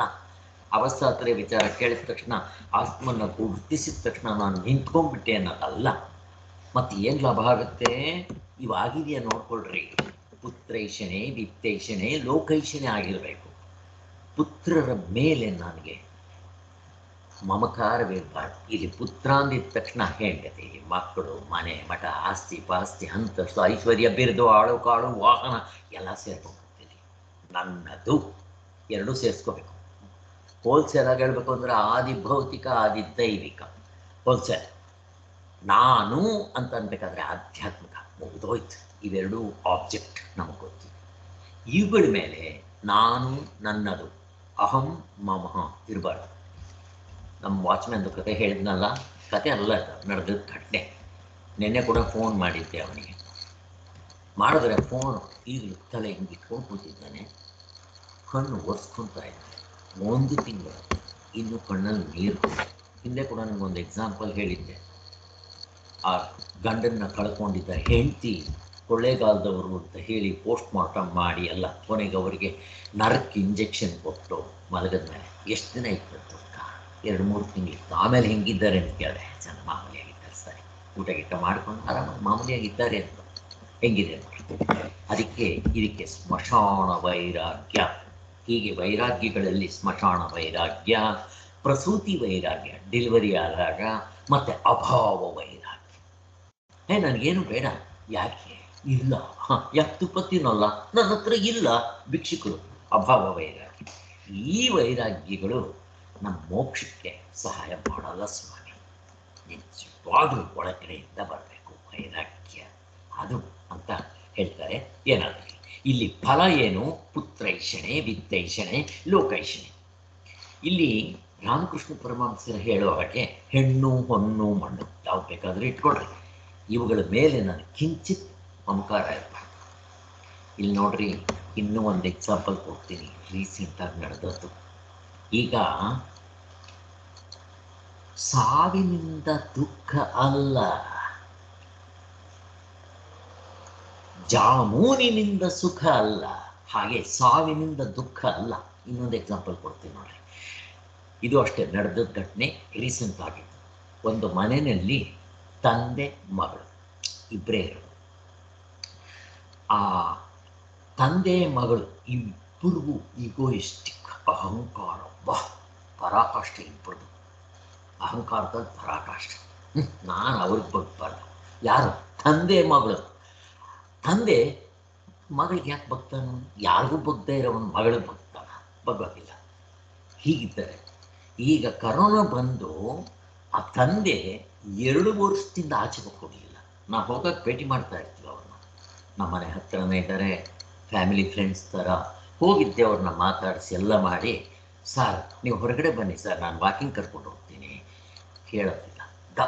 ಡಾಕ್ಟ್ರುಗಳೇ ಎಷ್ಟಿದ್ರೆ ಏನಂತೆ, ಒಳ್ಳೆ ಸ್ಪೆಷಲಿಸ್ಟು, ಇದು diabetic specialist, international famous. But ಒಳ್ಳೆ ಹಾರ್ಟ್. ಬಟ್ ಏನು ಮಾಡ್ತೀರಾ? ಅಹಂಕಾರ, ಈಗೋ. ಕೊನೆಗೆ ಮಗಳು ತಂದೆ ಮಾಡ್ಕೊಡೋದು ನಿಲ್ಲಿಸ್ಬಿಟ್ರು. ಹೇಗಿದೆ ನೋಡಿ, ಅಡುಗೆ ಮಾಡೋದು ನಿಲ್ಲಿಸ್ಬಿಟ್ರು. ಯಾಕೆ ಅಂತಂದರೆ ಅಡುಗೆ ಮಾಡಿಕೊಟ್ರೆ ಎತ್ತಿ ತಲೆ ಮೇಲೆ ಬಿಸಾಕ್ತಾರೋ ಅಂತ. ಆಗ್ತಾ ಇಲ್ಲ. 2 ವರ್ಷದಿಂದ ಹೊರಗಡೆ ಹೋಗಿಲ್ಲ, ಹೊರಗಡೆ ಹೋಗೋಕ್ಕಾಗಲ್ಲ. ಮನೇಲಿ ಸುಮ್ಮನೆ ಟಿ ವಿ ನೋಡ್ತಾ ಇರೋದು, ವಾಕಿಂಗ್ ಇಲ್ಲ. ಅವ್ರು ಹೇಳ್ತಾ ಇದ್ರು, ನಾನು ಮನೆ ಹೊಸದಾಗಿ ಹೋಗಿಲ್ಲ ಹೊರಗಡೆಗೆ, ಕರೋನಾ ಬಂದು ಹೇಳ್ತಾ ಇದ್ರು. ಹೀಗಾಗಿ ಕೊನೆಗೆ ಮೊನ್ನೆ ಸತ್ತು ಹೋಗ್ಬಿಟ್ಟೆ. ಈಗ ಆಕೆ ಹೇಳ್ತಾರೆ, ಆಕೆ ಹೇಳಿದೆ ನಮಗೆ ಗೊತ್ತು, ಅವರಪ್ಪ ಸತ್ತಿದ್ದು ಸಂತೋಷ. ಈಗ ಹೇಳ್ರಿ, ಒಬ್ಬರಿಗಾಗಿದ್ದ ಸಾವು ದುಃಖ, ಇನ್ನೊಬ್ಬರಿಗಾಗಿದ್ದ ಅದೇ ಸಾವು ಸಂತೋಷ. ಹಾಗಾದರೆ ಸಾವಿನಿಂದ ಸುಖ ದುಃಖ ಡಿಸೈಡ್ ಮಾಡ್ತೀರೇನಪ್ಪ? ಹೇಳಿ. ಜಾಮೂನಿಂದ ದುಃಖ ಹೇಳ್ರಿ ನೋಡೋಣ. ಅದೇ ಜಾಮೂನು ಸಕ್ಕರೆ ಕಾಯಿಲೆ ಬಂದರೆ ದುಃಖ, ಅದೇ ಜಾಮೂನು ಖುಷಿ. ಆದ್ದರಿಂದ ವಸ್ತುಗಳಲ್ಲಿಲ್ಲ. ಸುಮ್ಮನೆ ಹೇಳಿದೆ ಇದು ಕಾರಣಕ್ಕೆ. ಆದ್ದರಿಂದ ನಾವು ಇವುಗಳನ್ನ ಚೆನ್ನಾಗಿ ವಿಚಾರ ಮಾಡಿ ಮನಸ್ಸಿನಲ್ಲಿ ಹಾಕಬೇಕು. ಯಾಕಿದಾಗದು? ಅಹಂ ಮಮಃ, ನಾನು ನನ್ನದು. ಇವುಗಳನ್ನ ಬಿಡಬೇಕು. ಎಷ್ಟು ಸುಲಭ ಅಲ್ಲ ಇದು. ಹಗ್ಗ ಕಾಣೋವರೆಗೂ ಹಾವನ ಭಯ ಹೋಗೋದಿಲ್ಲ. ಹಾಗೆ ಪುತ್ರೈಷಣೆ, ವಿತ್ತೈಷಣೆ, ಲೋಕೈಷಣೆ. ಲೋಕೈಷಣೆ ಅಂತಂದರೆ ಇವಾಗ ನಮ್ಗೆ ಅದ್ರ ಕಾಟನೇ ಇಲ್ಲ. ಸ್ವರ್ಗ ನರಕ, ಸ್ವರ್ಗ ಯಾವನಿಗೆ ಬೇಕೋ ಅದು ಬೇಡ ಅಂತೀವಿ. ಯಾಕೆ? ಸ್ವರ್ಗದ ವಿಚಾರ ನಮ್ಗೆ ನಂಬಿಕೆನೇ ಇಲ್ಲ, ಶ್ರದ್ಧೆ ಇಲ್ಲ, ಭಕ್ತಿ ಇಲ್ಲ. ಹಿಂದಿನ ಕಾಲದವ್ರು ಇತ್ತು. ಆದ್ದರಿಂದನೇ ಲೋಕೈಷಣೆ ಅಂತಾರೆ. ಹಾಗೆ ಏನಾದರೂ ಇಟ್ಕೊಳ್ಳಿ. ಈಗ ಲೋಕೈಷಣೆ ಅಂದರೆ ಚಂದ್ರಲೋಕದಲ್ಲಿ ಮನೆ ಮಾಡಬೇಕು, ಅಲ್ಲಿ ಈಗಲೇ ಬುಕ್ ಮಾಡಿಕೊಡ್ರಿ ಅಂತ ಇದ್ದಾರೆ. ಅಟ್ಲೀಸ್ಟ್ ನಮ್ಮ ಆಸೆನೂ ಇರಬಾರ್ದು, ಅಷ್ಟೇ. ಇನ್ನು ವಿತ್ತೈಷಣೆ ಅಂದರೆ ಹಣ ಅವೆಲ್ಲ ಇಂಥವೆಲ್ಲ. ಒಟ್ಟು 3ರಲ್ಲೂ ನನಗಿರಬಾರ್ದು. ಒಂದೊಂದು ಕಡೆ ಒಂದೊಂದು ಹೇಳ್ತಾರೆ. ಇಷ್ಟನ್ನೇ ಇಟ್ಕೋಬೇಕಾಗಿಲ್ಲ. ಬೇರೆ ಕಡೆ ಬೇರೆ ಬೇರೆ ಇನ್ನೂ ಲಾಭಗಳು ಹೇಳ್ತಾರೆ. ಆತ್ಮನ ಕಂಡುಕೊಂಡ್ರೆ ಲಾಭ ಏನು ಅಂತ ಇಲ್ಲಿ ಇದನ್ನು ಹೇಳಿದ್ದಾರೆ ಇವುಗಳು. ಮತ್ತೆ ಅದು ಕಂಡಿದ್ದಾನೆ ಅನ್ನೋದಕ್ಕೆ ಏನು ಪ್ರೂಫ್ ಅಂದರೆ ಇದಾಗಿದೆಯಾ ನೋಡ್ಕೊಳ್ರಿ, ಚೆಕ್ ಮಾಡ್ಕೊಳ್ರಿ. Verification at the time of listening ಅಥವಾ ಆಮೇಲೆ ಅದು ಮಾಡ್ಕೊಳ್ರಿ. ಚಿಲ್ಲರೆ ಅಂಗಡಿ ಸಾಮಾನು ತೊಗೊಂಡಾಗ ಮಾಡ್ಕೊಳ್ರಿ, ನೋಡ್ರಿ. ಆಮೇಲೆ ನೀನು ಮುಕ್ತರಾಗಿದ್ದೀರ ಅಲ್ರಿ ಹೇಳ್ರಿ. ಮತ್ತೆ ಅವಿದ್ಯೆಯ ಸಾಗರದಲ್ಲಿ ಎಂದಿಗೂ ಬೀಳೋದಿಲ್ಲ. ಮತ್ತೆ ತಿರ್ಗಾ ಅವನು ಈ ಕೊಚ್ಚಲ್ ಬಂದು ಬೀಳೋದಿಲ್ಲ. ಯಾಕೆ? 2 ಇಲ್ಲ ಅಲ್ಲಿ, ಇರೋದೇ ಒಂದು. ಮತ್ತೆ ಅಧರ್ಮಕ್ಕೆ ಬೀಳ್ತಾನೆ, ಮೋಸ ಮಾಡ್ತಾನೆ, ಸುಳ್ಳು. ಆಗಕ್ಕೆ ಸಾಧ್ಯನೇ ಇಲ್ಲ. ದೇವರಾಗ್ಬಿಡ್ತಾನೆ. ಹೌದಪ್ಪ ಹೌದು, ನೀನು ದೇವರಾದ್ಮೇಲೆ ಮತ್ತೆ ಅವನು ಪಿಶಾಚಿ ಆಗ್ತಾನ? ಆಗೋದಿಲ್ಲ. ಮತ್ತೆ ಹುಟ್ಟು ಸಾವುಗಳು ಸಿಕ್ಕಾಕೊಂತಾನ? ಸಿಕ್ಕಾಕೊಳ್ಳೋದಿಲ್ಲ. ಅಲ್ಲ ಸ್ವಾಮಿ, ಹುಟ್ಟು ಇಲ್ಲ ಅಂತ ಅವನಿಗೆ ಸ್ಪಷ್ಟವಾಗಿ ಗೊತ್ತಾದ ಮೇಲೆ ಹುಟ್ಟುತ್ತೆ ಅಂದರೆ ಅರ್ಥ ಎಂತದ್ದು? ಇನ್ನು ಕಂಡಿಲ್ಲ ಅಂತ. ಏಕತ್ವವನ್ನು ಕಂಡವನಿಗೆ ಮತ್ತೆ ಯಾವ ಮೋಹವು, ಯಾವ ಶೋಕವು? ಅಲ್ಲಿ ಇರೋದು ಒಂದೇ, ಅವನು ಬಿಟ್ಟರೆ ಮತ್ತೊಬ್ಬ ಇಲ್ಲ. ಈಗ ಅವನಿಗೆ ದ್ವೈತ ಇಲ್ಲ, ಎರಡಿಲ್ಲ. ಇನ್ನು ಕತ್ಲೆಯಿಂದ ಭಯ. ಕತ್ಲೆ ಇದ್ದರೆ ಪಿಶಾಚಿ ಬರ್ಬೋದು, ರಾಕ್ಷಸಿ ಬರ್ಬೋದು, ಕಳ್ಳರು ಬರ್ಬೋದು. ಸಾಧ್ಯನೇ ಇಲ್ಲ. ಇಷ್ಟು ಲಾಭ ಇದೆ ಅಂತ ಹೇಳ್ತಾ ಇದ್ದಾರೆ. ಈಗ ಜಾತ್ಯಾದಿಗಳು ಅಪರಮಾರ್ಥವೆಂಬುದಕ್ಕೆ ದೃಷ್ಟಾಂತ. ಈ ಆತ್ಮನು ಹುಟ್ಟುತ್ತಾನೆ, ಆತ್ಮನಿಂದ ಪ್ರಪಂಚ ಹುಟ್ಟುತ್ತೆ ಅಂತ ಹೇಳ್ತಾರಲ್ಲ, ಅದಕ್ಕೆ ದೃಷ್ಟಾಂತ ಕೊಡ್ತಾರೆ. ಅದನ್ನೇ ಈ ಪ್ರಕರಣಕ್ಕೆ ಹೆಸರೇ ಅಲಾದ ಶಾಂತಿ. ಅದನ್ನು ಹೇಳ್ತಾ ಇದ್ದಾರೆ 43ನೇ ಶ್ಲೋಕ. ನೆಟ್ಟಗಿರುವುದು ನೋಡ್ರಿ, ಆ ಮತ ಕಡ್ಡಿ ಸುಮ್ಮನೆ ನೆಟ್ಟಗಿರುತ್ತೆ, ಅದನ್ನು ಹಚ್ಚಿರಿ ಹಿಂಗೇ ಇರುತ್ತೆ, ಅದೇನೂ ಇಲ್ಲ, ಒಂದೇ ಕಡೆ ಇರುತ್ತೆ. ಈಗ ಅದನ್ನು ನೀವು ತಿರುಗಿಸ್ರಿ, ಸರ್ಕಲ್ ಆಗುತ್ತೆ. ಟ್ರಯಾಂಗಲ್ ಮಾಡಿರಿ, ಸ್ಕ್ವೇರ್ ಮಾಡಿರಿ, ಸ್ವಸ್ತಿಕ್ ಮಾಡಿರಿ, ಆ್ಯರೋ ಮಾಡಿರಿ, ಮೇಲಕ್ಕೆ ಮಾಡಿರಿ, ವರ್ಟಿಕಲ್, ಹೆಂಗೆ ಬೇಕಾದರೂ ಮಾಡಿರಿ. ಏನು ಬೇಕಾದರೂ ಬರಿಬೋದು, ನೀವು ಇಂಡಿಯಾ ಬರಿಬೋದು, ಏನು ಬೇಕಾದರೂ ಬರಿಬೋದು. ಅದರಲ್ಲಿ ಅದು ಹುಟ್ಟಿದಂತೆ ಮತ್ತೆ ನಿಲ್ಲಿಸಿದ ತಕ್ಷಣ ಆ ಹುಟ್ಟಿರೋದಲ್ಲ ಅದರೊಳಗಡೆ ಸೇರ್ಕೊಂತ, ಅಥವಾ ಇನ್ನೆಲ್ಲಿಂದ ಅದು ಹುಟ್ಟುತ್ತಾ ಇನ್ನೆಲ್ಲಿಗಾದರೂ ಹೋಯ್ತಾ, ಪ್ರಶ್ನೆನೇ ಇಲ್ಲ ಅಲ್ವಾ? ಇದೆಷ್ಟು ಸ್ಪಷ್ಟವಾಗಿ ಅರ್ಥ ಆಗುತ್ತೆ. ಹಾಗೆಯೇ ಇವರು ಆತ್ಮನಿಗೆ ಜನ್ಮ ಆಗಿದೆ, ಆತ್ಮನಿಂದ ಇದು ಹುಟ್ಟಿದೆ ಅಂತ ಹೇಳ್ತಾರಲ್ಲ, ಅಲ್ಲಿ ಕಾರ್ಯಕಾರಣ ಹೊಂದಲ್ಲ, ಕಾರ್ಯಕಾರಣ ಹೊಂದಲ್ಲ, ಕಾರ್ಯಕರಣ ಹೊಂದಲ್ಲ, ಯಾವುದೂ ಹೊಂದೋದಿಲ್ಲ ಅಂತ ಹೇಳ್ತಾ ಇದ್ದಾರೆ. ವಿಜ್ಞಾನ ಇದ್ದಂತೆ ಇದ್ದು ಬಗೆ ಬಗೆಯಾಗಿ ತೋರುವುದಕ್ಕೆ ದೃಷ್ಟಾಂತ. ವಿಜ್ಞಾನ ಅಂದರೆ ಇಲ್ಲ, ಆತ್ಮ ಅವನಿದ್ದಂತೆ ಇರ್ತಾನೆ, ಹೀಗೆ ಬಗೆ ಬಗೆಯಾಗಿ ತೋರ್ತಾ ಇರ್ತಾನೆ ಅನ್ನೋದಕ್ಕೆ ಮುಗಿದೋಯ್ ಎಷ್ಟು ಕಷ್ಟವಾಗಿ ಕೊಟ್ಟಿದ್ದಾರೆ. ತಿರುಗುವ ಕೊಳ್ಳಿ ತಾನು ಇದ್ದಂತೆ ಇರುತ್ತೆ, ಆದರೆ ಅದರಿಂದ ಬೇಕಾದಷ್ಟು ಆಕಾರಗಳು ಬರುತ್ತೆ. ನಿಜನಾ? ಅಲ್ಲ. ಹಾಗೆಯೇ ಈ ಟ್ರಯಾಂಗಲ್ ಇವೆಲ್ಲ ಹುಟ್ಟಲ್ಲ. ಏನದು? ದ್ವೈತ, ದೃಶ್ಯ ಅದೃಶ್ಯ ಪ್ರಪಂಚ, ಅವಸ್ಥೆಗಳು, ಅವಸ್ಥೆ ಒಳಗಡೆ ತೋರು ಅರ್ಧ ಡಜನ್ ದ್ವೈತ ಅಂತ ಬರ್ತಾರೆ. ಅನಾತ್ಮ ನೀವು ಹೆಂಗೆ ಬೇಕಾದರೂ ಕರ್ಕೊಳ್ಳಿ. ಹಾಗೆ ಅದಕ್ಕೋಸ್ಕರನೇ ಅದಕ್ಕೆ ಅಚಲಂ ಅಂತ ಅದಕ್ಕೆ ಹೆಸರು ತೋರಿಸ್ಕೊಟ್ಟಿದ್ದಾರೆ. ಇನ್ನು ವಿಜ್ಞಾನಕ್ಕೆ ಸ್ಪಂದನೆಯು ಪರಮಾರ್ಥವಾಗಿಲ್ಲ. ಸ್ಪಂದನೆ ಅಂದರೆ ಪಾಲುಗಾಟ, ಮತ್ತು ಈ ಥರ ಬೇರೆ ಬೇರೆ ಆಗಿರೋದು, ಅಥವಾ ಸ್ಪಂದನೆ ಅದು ಅಲಗಾಡುತ್ತೆ ಅಂತಂದರೆ ಅದು ವಿಷಯ ಆಗಿಬಿಡುತ್ತೆ. ಆದ್ದರಿಂದ ಅದು ಆಬ್ಜೆಕ್ಟ್ ಆಗಿಬಿಡುತ್ತೆ. ಮತ್ತು ಅದು ಕಾಲದಲ್ಲಿರಬೇಕು, ದೇಶದಲ್ಲಿರಬೇಕು, ಬದಲಾವಣೆ ಹುಟ್ಟೋದು ಎಲ್ಲ ಸ್ಟಾರ್ಟ್ ಆಗುತ್ತೆ, ರೋಗ ರುಜಿನಗಳೆಲ್ಲ ಸ್ಟಾರ್ಟ್ ಆಗುತ್ತೆ. ಆದ್ದರಿಂದ ಈಗ ಸ್ಪಂದನ ಶಕ್ತಿ ಇರುವುದೆಂದು ಹೇಳುತ್ತಾರೋ ಅವರು ಭ್ರಾಂತರು. ಆತ್ಮನಿಗೆ ಸ್ಪಂದನ ಶಕ್ತಿ ಇದೆ. ಈ ಸೈಂಟಿಸ್ಟ್ಗಳು ಅದನ್ನೇ ಹೇಳೋದು. ಏನು ಆತ್ಮ ದೇವರು ಅಂತಂದರೆ ಅದು ಮ್ಯಾಟರ್ ಅಂಡ್ ಎನರ್ಜಿ, ಸ್ಪಂದನ. ಏಕೆಂದರೆ ಆ ಸ್ಪಂದವು ನಿಸ್ಸಾಕ್ಷವಾದರೆ ಅದಕ್ಕೆ ಪ್ರಮಾಣವೇ ಇಲ್ಲವೆಂದಾಗುವುದು. ಆದ್ದರಿಂದ ಆದರೆ ಇದು ಯಾವುದೂ ಅಲ್ಲ. ಮತ್ತೇನು ನಿಮ್ಮ ಆತ್ಮ, ನಿಮ್ಮ ವಿಜ್ಞಾನ ಕೂಟಸ್ಥ ನಿತ್ಯವು ಸರ್ವಸಾಕ್ಷಿಯು, ಎಲ್ಲದಕ್ಕೂ ಸಾಕ್ಷಿಯಾಗಿರುವ, ಅದಕ್ಕೆ ವಿಜ್ಞಾನ ಅಂತ ಹೆಸರು. ಸ್ಪಂದ ಅಂದರೆ ಅದರ ಅಲುಗಾಟ ಇದೆ ಅಂತ ಕಲ್ಪಿಸೋದಕ್ಕಾಗೋದಿಲ್ಲ. ನೀವು ಯಾವುದು ಕಲ್ಪಿಸ್ಬೋದು? ಚಲನೆ ಅಥವಾ ಅಲುಗಾಟ ಯಾವುದು ಕಲ್ಪಿಸ್ಬೋದು? ಅದು ಅವಯವಕ್ಕೆ ಕಲ್ಪಿಸೋದು. ಅವಯವ ಅಂದರೆ ಅಂಗಾಂಗಗಳು, ಎಕ್ಸ್ಟ್ರಾ ಫಿಟಿಂಗ್ಸ್. ಇದು ಆತ್ಮನಿಗೇನಾದರೂ ಅವಯವ ಇದೆಯಾ? ಅದಕ್ಕೆ ನಿರವಯವ. ಆತ್ಮನಿಗೆ ಕೂಟಸ್ಥ ಸಾಕ್ಷಿ ಅಂತಿದೆಲ್ಲ ಹೇಳಿದೆ. ಅದಕ್ಕೆ ಸಾಕ್ಷ್ಯವಾದ ಸ್ಪಂದನ ಅಂಶವನ್ನು ಎರಡಿದೆ ಅಂತ ಹೇಳಕ್ಕೆ ಬರುತ್ತಾ? ಸ್ವಾಮಿ ಅದು ಸುಮ್ಮನೆ ಇರುತ್ತೆ ಸ್ವಾಮಿ, ಬೇಕಾದಾಗ ಅಲ್ಲಾಡುತ್ತೆ. ಆ ಥರ ಹೇಳಿದ್ರೆ ಸ್ವಾಮಿ ಸೂರ್ಯನಲ್ಲಿ ಬೆಳಕು ಇದೆ, ಕತ್ಲೆ ಇದೆ ಅಂತ ಆಗ್ಬಿಡುತ್ತೆ. ಹೊಂದೋದಿಲ್ಲ. ಒಂದರಲ್ಲೇ ಎರಡು ಧರ್ಮಗಳಿರೋಕ್ಕೆ ಸಾಧ್ಯ ಇಲ್ಲ. ಫಸ್ಟ್ ಆಫ್ ಆಲ್ ಆತ್ಮನಲ್ಲಿ ಧರ್ಮ ಇಲ್ಲ. ಯಾಕೆ? ಅದೊಂದೇ ಇರೋದು. ಇನ್ನು ಧರ್ಮ ಎಲ್ಲಿಂದ ತರ್ತೀರ? ಇವೆಲ್ಲ ಅನಾತ್ಮ ವಸ್ತುಗಳಿಗೆ, ಆದ್ದರಿಂದ ಹೊಂದೋದಿಲ್ಲ.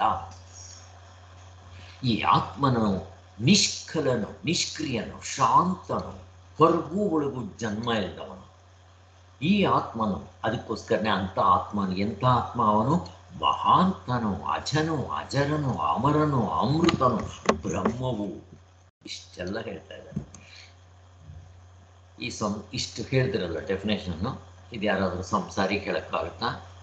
ಆದ್ದರಿಂದ ಆತ್ಮನಿಗೆ ಸ್ವತಂತ್ರವಾದ ಸ್ಪಂದಶಕ್ತಿ ಇದೆ ಎಂಬುದು ಸರಿಯಲ್ಲ. ಅದು ಸುಮ್ಮನೆ ಇರುತ್ತೆ, ಬೇಕಾದ ತಿರುಗುತ್ತೆ, ಆಗೋದಿಲ್ಲ ಅಂತ ಹೇಳ್ತಾರೆ. ಆದ್ದರಿಂದ ವಿಜ್ಞಾನವೆಂದರೆ ಅರಿಯುವಿಕೆ ಎಂಬ ಕ್ರಿಯಾರೂಪವೇನೂ ಇಲ್ಲ. ಅದಕ್ಕೋಸ್ಕರನೇ ಆ ದ್ವೈತದಲ್ಲಿ ಏನು ಹೇಳಿದ್ರು, ನಾನೇ ನೋಡಿದೆ, ನಾನೇ ಹೋದೆ, ನಾನೇ ಬಂದೆ, ಇಲ್ಲಿ ಕ್ರಿಯಾ, ಅವು ನಿಷ್ಕ್ರಿಯ. ಆದ್ದರಿಂದ ಯಾವುದೂ ಹೊಂದೋದಿಲ್ಲ. ಸ್ಪಷ್ಟವಾಗಿ ತೋರಿಸ್ಬೋದು.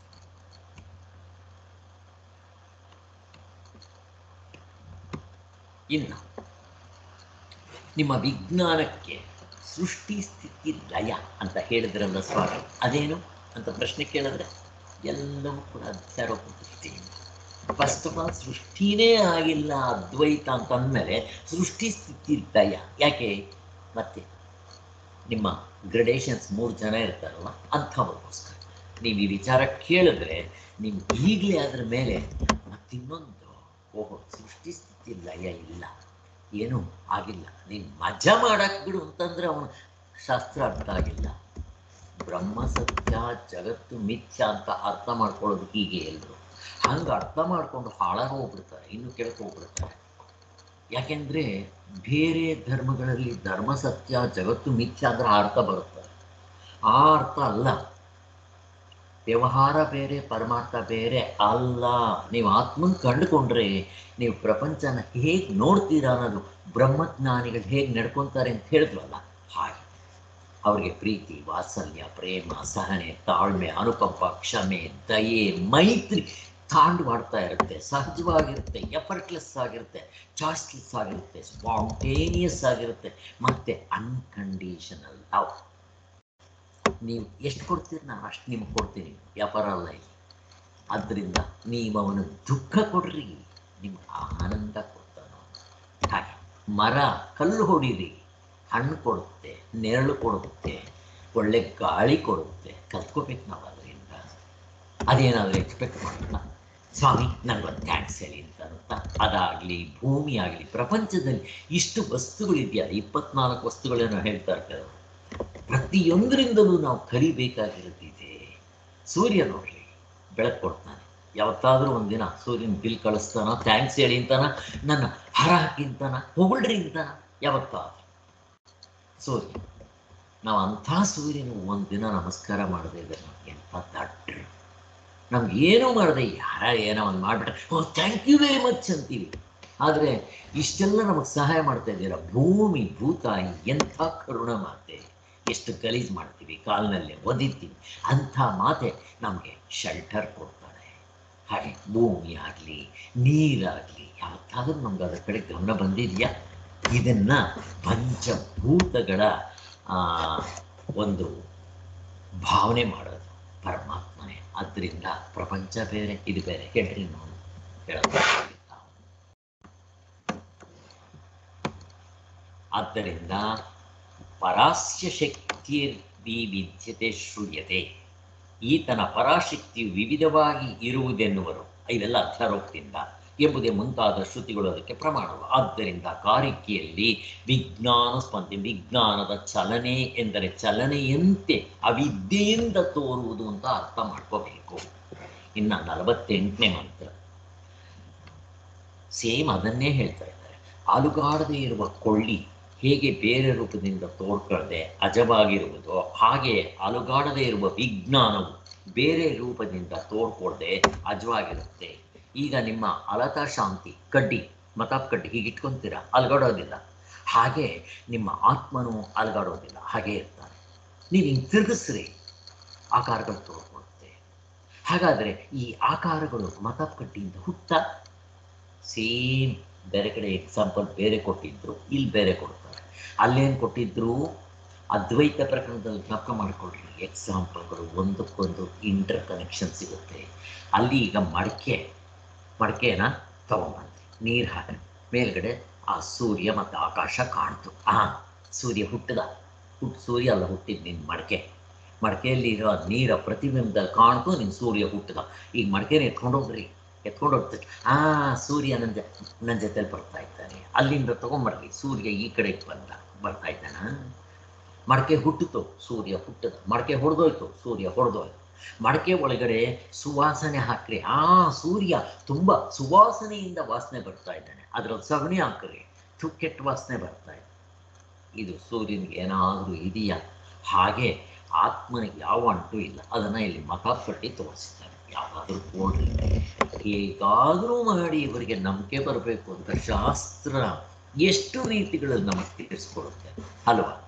ಅಷ್ಟಿದ್ರೂ ನಾವು ಮೊಂಡ್ರು, ನೀವೇನಾದರೂ ಹೇಳಿ ನಾವು ಹಿಂಗೆ ಇರೋದು ಅಂತ ಅಂತೀವಲ್ವಾ? ಆದ್ದರಿಂದ ಅವಿದ್ಯೆಯು ತೊಲಗಲಾಗಿ ಅದ್ವೈತ ಮಾತ್ರವೇ ಉಳಿದುಕೊಳ್ಳುವುದರ ಬಗ್ಗೆ ತಿರ್ಗ ಮತ್ತೆ ಅದೇ ದೃಷ್ಟಾಂತ ಅದನ್ನೇ ಹೇಳ್ತಾ ಇದ್ದಾರೆ. ಮತ್ತೆ ಅಷ್ಟಾಯ್ತಲ್ಲ. ಈಗ 49-50ನೇ ಮಂತ್ರ. ಕೊಳ್ಳಿಯು ಸುತ್ತುತ್ತಿರುವಾಗ ತೋರಿಕೊಳ್ಳೋದು ಮತ್ತೊಂದು ಕಡೆಯಿಂದ ಏನು ಬರೋದಿಲ್ಲ, ಮತ್ತೆ ಸುತ್ತದೇ ಇರುವಾಗ ಅದು ಬಿಟ್ಟು ಹೋಗೋದು ಇಲ್ಲ. ಸೇಮ್ ಅದೇ ಎಕ್ಸಾಂಪಲ್. ಕೊಳ್ಳಿ ಸುಮ್ಮನೆ ಇದ್ದಾಗ ಅಲ್ಲಿಂದ ಸುಮ್ಮನೆ ಇದೆ, ಈಗ ಸುತ್ತಿದ್ರೆ ಇದರಿಂದನೂ ಹುಟ್ಟಿಲ್ಲ, ಬೇರೆ ಕಡೆಯಿಂದನೂ ಹುಟ್ಟಿಲ್ಲ, ಮತ್ತೆ ಬೇರೆ ಕಡೆಯಿಂದ ಹುಟ್ಟು ಅಂದ್ಕೊಂಡ್ಬಿಟ್ಟಿರ. ಆಮೇಲೆ ಮತ್ತೆ ನಾನು ನಿಲ್ಸ್ಕೊಂಡಾಗ ಮತ್ತೆ ಇದ್ರೊಳಗಡೆ ಬಂದು ಸೇರ್ಕೊಂತು ಅಂತಾನು ಇಲ್ಲ, ಬೇರೆ ಕಡೆಗೆಲ್ಲ ಹೋಯ್ತು ಅಂತಾನು ಇಲ್ಲ. ಎಲ್ಲ ರೀತಿಯಲ್ಲೂ ತೋರಿಸ್ತಾ ಇದ್ದಾರೆ. ಅದು ಕೊಳ್ಳಿಯನ್ನು ಪ್ರವೇಶಿಸುವುದಿಲ್ಲ, ಕೊಳ್ಳಿಯಿಂದ ಹೊರಗಡೆ ಬರೋದು ಇಲ್ಲ, ಹಗ್ಗದಿಂದ ಹಾವು ಹೊರಗಡೆ ಬರೋದು ಇಲ್ಲ. ಮತ್ತೆ ನೀವು ಹಗ್ಗ ಅಂತ ಕಂಡ ಮೇಲೆ ಹಾವು ಹಗ್ಗದ ಒಳಗಡೆ ಹೋಗಿ ಸೇರ್ಕೊಂತು. ಎಲ್ಲ ಎಕ್ಸಾಂಪಲ್ಲು ಹೀಗೆ, ಏಕೆಂದರೆ ಅವು ನಿಜವಾದ ವಸ್ತುಗಳಲ್ಲ. ಆದ್ದರಿಂದ ಈಗ 51ನೇ ಮಂತ್ರ. ವಿಜ್ಞಾನವು ಅಲುಗಾಡುತ್ತಿರುವಾಗ 51-52 ಎರಡರೂ ಸೇರಿಸಿ ಹೇಳ್ತಾರೆ. ವಿಜ್ಞಾನವು ಅಲುಗಾಡುತ್ತಿರುವಾಗ ತೋರಿಕೆಗಳು ಮತ್ತೊಂದರಿಂದ ಬಂದಿರೋದಿಲ್ಲ, ಅಲುಗಾಡದೇ ಇರುವಾಗ ವಿಜ್ಞಾನದಿಂದ ಬೇರೊಂದು ಕಡೆಗೆ ಹೋಗೋದು ಇಲ್ಲ. ಅವು ವಿಜ್ಞಾನವನ್ನು ಸೇರಿಕೊಳ್ಳುವುದೂ ಇಲ್ಲ. ವಿಜ್ಞಾನ ಅಂದರೆ ಆತ್ಮ. ಆತ್ಮನ ಹೇಳ್ತಾ ಇದ್ದಾರೆ. ಆ ಕೊಳ್ಳಿ ಅಂತಂದರೆ ಆತ್ಮ, ಅದನ್ನೇ ಮುಟ್ನಪೆಟ್ಕೊಂಡು ಅವು ವಿಜ್ಞಾನದಿಂದ ಹೊರಟು ಬಂದಿರುವುದಿಲ್ಲ. ಏಕೆಂದರೆ ಅವಕ್ಕೆ ವಸ್ತು ಸ್ವಭಾವವೇ ಇಲ್ಲ, ಕಾರ್ಯಕಾರಣ ಭಾವ ಇಲ್ಲ. ಇಲ್ಲೇ ತೋರಿಸಿದ್ ನನಗೆ ಕಾರ್ಯಕಾರಣ ಭಾವ ತೋರಿಸಿ. ಕೊಳ್ಳಿ ಅಲ್ಲಾಡಿಸಿದ ತಕ್ಷಣ ಆಕಾರಗಳು, ಕೊಳ್ಳಿ ಬಂದಿದ್ದೆ ಕಾರಣ, ಆಕಾರಗಳು ಕಾರ್ಯ ಹೇಳ್ರಿ ನೋಡಿ. ಮತ್ತೆ ಆ ವಸ್ತುಗಳು ಹುಟ್ಟಿತು. ಹೀಗೆ ನಿಮ್ಮ ದೃಶ್ಯ ಪ್ರಪಂಚ, ದ್ವೈತ ಪ್ರಪಂಚ, ಅನಾತ್ಮ ಹುಟ್ಟದಂತೆ ತೋರ್ತಾ ಇದೆ, ಸತ್ಯ ಅಲ್ಲ. ಆಭಾಸಗಳು ಎಂದೆಂದಿಗೂ ಅಚಿಂತ್ಯ ಸ್ವಭಾವವೇ. ಇದು ಇಷ್ಟು ಕ್ಲೀನಾಗಿ ಅರ್ಥ ಆಗ್ತಾ ಇದ್ರು. ಆದ್ದರಿಂದ ಇಲ್ಲಿ ದೃಷ್ಟಾಂತ, ದ್ರಷ್ಟಾಂತಿಕ. ಇಲ್ಲಿ ದೃಷ್ಟಾಂತ ಬಂದು ಈ ಮತ ಕೊಳ್ಳಿ ಅಥವಾ ಮಡಕೆ, ಆಕಾಶ, ಹಾವು, ಹಗ್ಗ, ಚಿನ್ನ ಏನು ಬೇಕಾದರೂ ತಗೊಳ್ರಿ, ಇವು ದೃಷ್ಟಾಂತ. ದ್ರಷ್ಟಾಂತ ಆತ್ಮ ಇದ್ದಂಗೆ ಇರ್ತಾನೆ, ಅವನಿಂದ ಯಾವುದು ಪ್ರಪಂಚ ಹುಟ್ಟಿಲ್ಲ ಅಂತ ಸ್ಪಷ್ಟವಾಗಿ ತೋರಿಸ್ತಾ ಇದ್ದಾರೆ. ಆದ್ದರಿಂದ ಅವಕ್ಕೆ ಕಾರ್ಯ ಕಾರಣ, ಕಾರ್ಯಕರಣ ಮತ್ತೆ ಯಾವುದೂ ಇಲ್ಲ, ಎಂದೆಂದಿಗೂ ಇರೋದಿಲ್ಲ. ಆದ್ದರಿಂದ ಅವು ಅಚಿಂತ್ಯವೇ, ಚಿಂತನೆ ಮಾಡುವಂಥದ್ದು ಅಲ್ಲ. ಯಾಕೆ ಅದು ಮನಸ್ಸಿಲ್ಲ, ಬರಿಯ ತೋರಿಕೆಗಳು ಹೊರತು ಇಂಥ ಕಾರಣದಿಂದ ಬಂದವು, ಇಂಥ ಫಲವನ್ನು ಕೊಟ್ಟವು, ಇಂಥಲ್ಲಿಗೆ ಹೋದವು ಅಂತ ಕಲ್ಪಿಸುವುದು ಬರೋದಿಲ್ಲ ಅಂತ ಹೇಳ್ತಾ ಇದ್ದಾರೆ. ಆದ್ದರಿಂದ ಇದೆಲ್ಲ ಭ್ರಮೆ, ದೃಷ್ಟಿಯ ಭ್ರಮೆ, ಹೀಗೆ ಕಲ್ಪಿಸ್ಕೊತಾ ಇದ್ದೀವಿ ಅಂತ. ಶಾಂಕರ ಭಾಷ್ಯದಲ್ಲಿ ಅದೇ ಎಂದಾಗಲಿ, ಇದನ್ನು ನಮ್ಮ ಶಂಕರ ಭಾಷ್ಯದಲ್ಲಿ ಏನು ಹೇಳ್ತಾರೆ? ತತ್ವ ಅನ್ಯತ್ವಾಭ್ಯಂ ಅನಿರ್ವಚನೀಯಂ ಅಂತಾರೆ. ಅದೇ ಎಂದಾಗಲಿ, ಅದಕ್ಕಿಂತ ಬೇರೆ ಅಂತಾಗಲಿ ಗೊತ್ತುಪಡಿಸಿ ಹೇಳೋದಕ್ಕೆ ಆಗೋದಿಲ್ಲ. ಈಗಿನ ವ್ಯಾಖ್ಯಾನ ವೇದಾಂತಿಗಳು ತುಂಬ ಬುದ್ಧಿವಂತರು. ಅವರು ಹೇಳದೇನು, ಇವು ಸದಸದ್ವಿಲಕ್ಷಣವಾದ ಅನಿರ್ವಚನೀಯ, ಸತ್ತಾಗಲಿ ಅಸತ್ತಾಗಲಿ ನಿರ್ಣಯಿಸೋದಕ್ಕೆ ಆಗದೇ ಇರೋದು ಅಂತ ಹೇಳಿ, ಆ ಹಾವು ಹುಟ್ಟಿತು ಅಂತ ಹೇಳಿ ಉಗ್ರಿ ಕಾಳು ಹಂಚೋದು, ಕೇಕ್ ಕಟ್ ಮಾಡೋದು, ಅದಕ್ಕೆ ಹಂಗೆ ಮಾಡಿಬಿಟ್ಟಿದ್ದಾರೆ. ಜನಗಳಿಗೆ ಕನ್ಫ್ಯೂಷನ್ ಮಾಡಿಸಿದ್ದಾರೆ. ಜನಗಳ ಮನಸ್ಸಿನಲ್ಲೂ ಇಲ್ಲದೆ ಇರೋದನ್ನು ತಗೊಂಬಂದು ತುಂಬಿ ಕನ್ಫ್ಯೂಷನ್ ಮಾಡಿಟ್ಟಿದ್ದಾರೆ ಅಂತ ಹೇಳ್ತಾರೆ. ಇಲ್ಲಿ ವಿಜ್ಞಾನವೆಂದರೆ ಅದ್ವಿತೀಯ ಚೈತನ್ಯವೇ ಅಂತ ಸ್ಪಷ್ಟವಾಗಿ ತೋರಿಸ್ಕೊಡ್ತಾ ಇದ್ದಾರೆ. ಇಲ್ಲಿ ವಿಜ್ಞಾನ ಅಂದಿದ ತಕ್ಷಣ ಬುದ್ಧಿಸಮ್ನವ್ರು ಹೇಳೋ ವಿಜ್ಞಾನ ಅಲ್ಲ. ಆದ್ದರಿಂದ ಆದ್ದರಿಂದ ಇವರ ಪ್ರಕಾರ ಆ ಬುದ್ಧಿಸಮ್ನವ್ರ ಪ್ರಕಾರ ವಸ್ತುಗಳು ಹುಟ್ಟೋದಿಲ್ಲ. ಈ ವಸ್ತುಗಳು ಹುಟ್ಟಬೇಕಾದ್ರೆ ಮನಸ್ಸಿರಬೇಕು. ಬುದ್ಧಿಸಮ್ನವ್ರು ವಿಜ್ಞಾನ ಅಂತಾರಲ್ಲ, ಅದು ಹುಟ್ಟೋದಿಲ್ಲ. ಅದು ಚಲನೆ ಇದೆ, ಅದು ಅನಾತ್ಮವಾಗಿದೆ, ಅದು ವಿಷಯವಾಗಿದೆ, ನಮಗೆ ಗೊತ್ತಿದೆ ಸ್ಪಷ್ಟವಾಗಿ. ಯಾಕೆ? ಸಾರ್ವತ್ರಿಕ ಪೂರ್ಣಾಂಕವನ್ನು ನೋಡಿಕೊಂಡಿರೋದ್ರಿಂದ ಅಂತ ಹೇಳಿ ವಿಜ್ಞಾನವಾದಿಗಳಲ್ಲಿ ಇವೆಲ್ಲ ತಪ್ಪು ಅಂತ ನಿರ್ಣಯ ಮಾಡಿದ್ದಾಯಿತು. ಇನ್ನು ಯಾರು ಸರ್ವಧರ್ಮಗಳಿಗೂ ಶೂನ್ಯವೇ ತತ್ವ ಅಂತ ಇಟ್ಕೊಂಡಿರ್ತಾರೋ ಬುದ್ಧಿಸಮ್ನವರು, ಯಾವ ದೃಷ್ಟಿಯಿಂದ ನೋಡಿದ್ರು ಇದು ಹೊಂದೋದಿಲ್ಲ. ಅಲ್ಲಿ ಉತ್ಪಾದವಿಲ್ಲ, ಆಗಮವಿಲ್ಲ, ನಿರ್ಗಮವಿಲ್ಲ, ಅನುಭವ ಹೊಂದೋದಿಲ್ಲ, ತರ್ಕ ಹೊಂದೋದಿಲ್ಲ, ಸಾರ್ವತ್ರಿಕ ಪೂರ್ಣ ಅನುಭವ ಹೊಂದೋದಿಲ್ಲ, ಮುಕ್ತರಾದ ಬುದ್ಧಿ ಅನುಭವ ಬರೋದು ಇಲ್ಲ.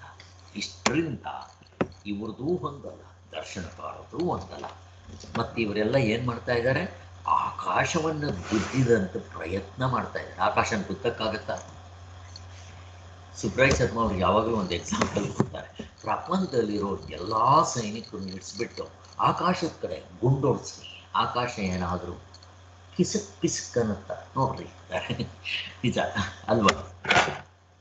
ಆದ್ದರಿಂದ ಇವರು ಆಕಾಶವನ್ನು ಹಿಡ್ಕೊಳ್ಳೋದಂತೆ, ಅಥವಾ ಆಕಾಶವನ್ನು ಗುದ್ದೋದಂತೆ, ಅಥವಾ ಆಕಾಶದಲ್ಲಿ ಓಡೋ ಹಕ್ಕಿಗಳ ಹೆಜ್ಜೆ ಗುರುತಿಸಿ ಮಾಡೋದು. ಅಬ್ಬಾ, ಅಷ್ಟು ಬುದ್ಧಿವಂತರು ಅಂತ ಇವರೆಲ್ಲ. ಒಬ್ಬೊಬ್ಬರನ್ನು ಒಂದೊಂಥರ ಗ್ರೆಡೇಷನ್ಸ್ ತಂದು ಹಾಕ್ತಾರೆ ನಮ್ಮ ಶಂಕರಾಚಾರ್ಯರು.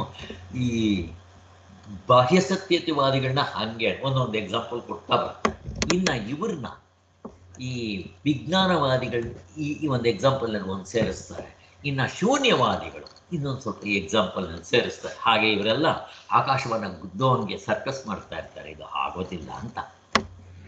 ಆದ್ದರಿಂದ ಅವರಿಗೆ ಕಾರಿಕಾರ್ಥದಲ್ಲಿ ಈ ಕಾರಿಗೆ ಶಂಕರಾಚಾರ್ಯರು ಹೇಳಿರುವುದರಲ್ಲಿ ಸ್ವಲ್ಪವೂ ಪ್ರವೇಶವಿಲ್ಲ.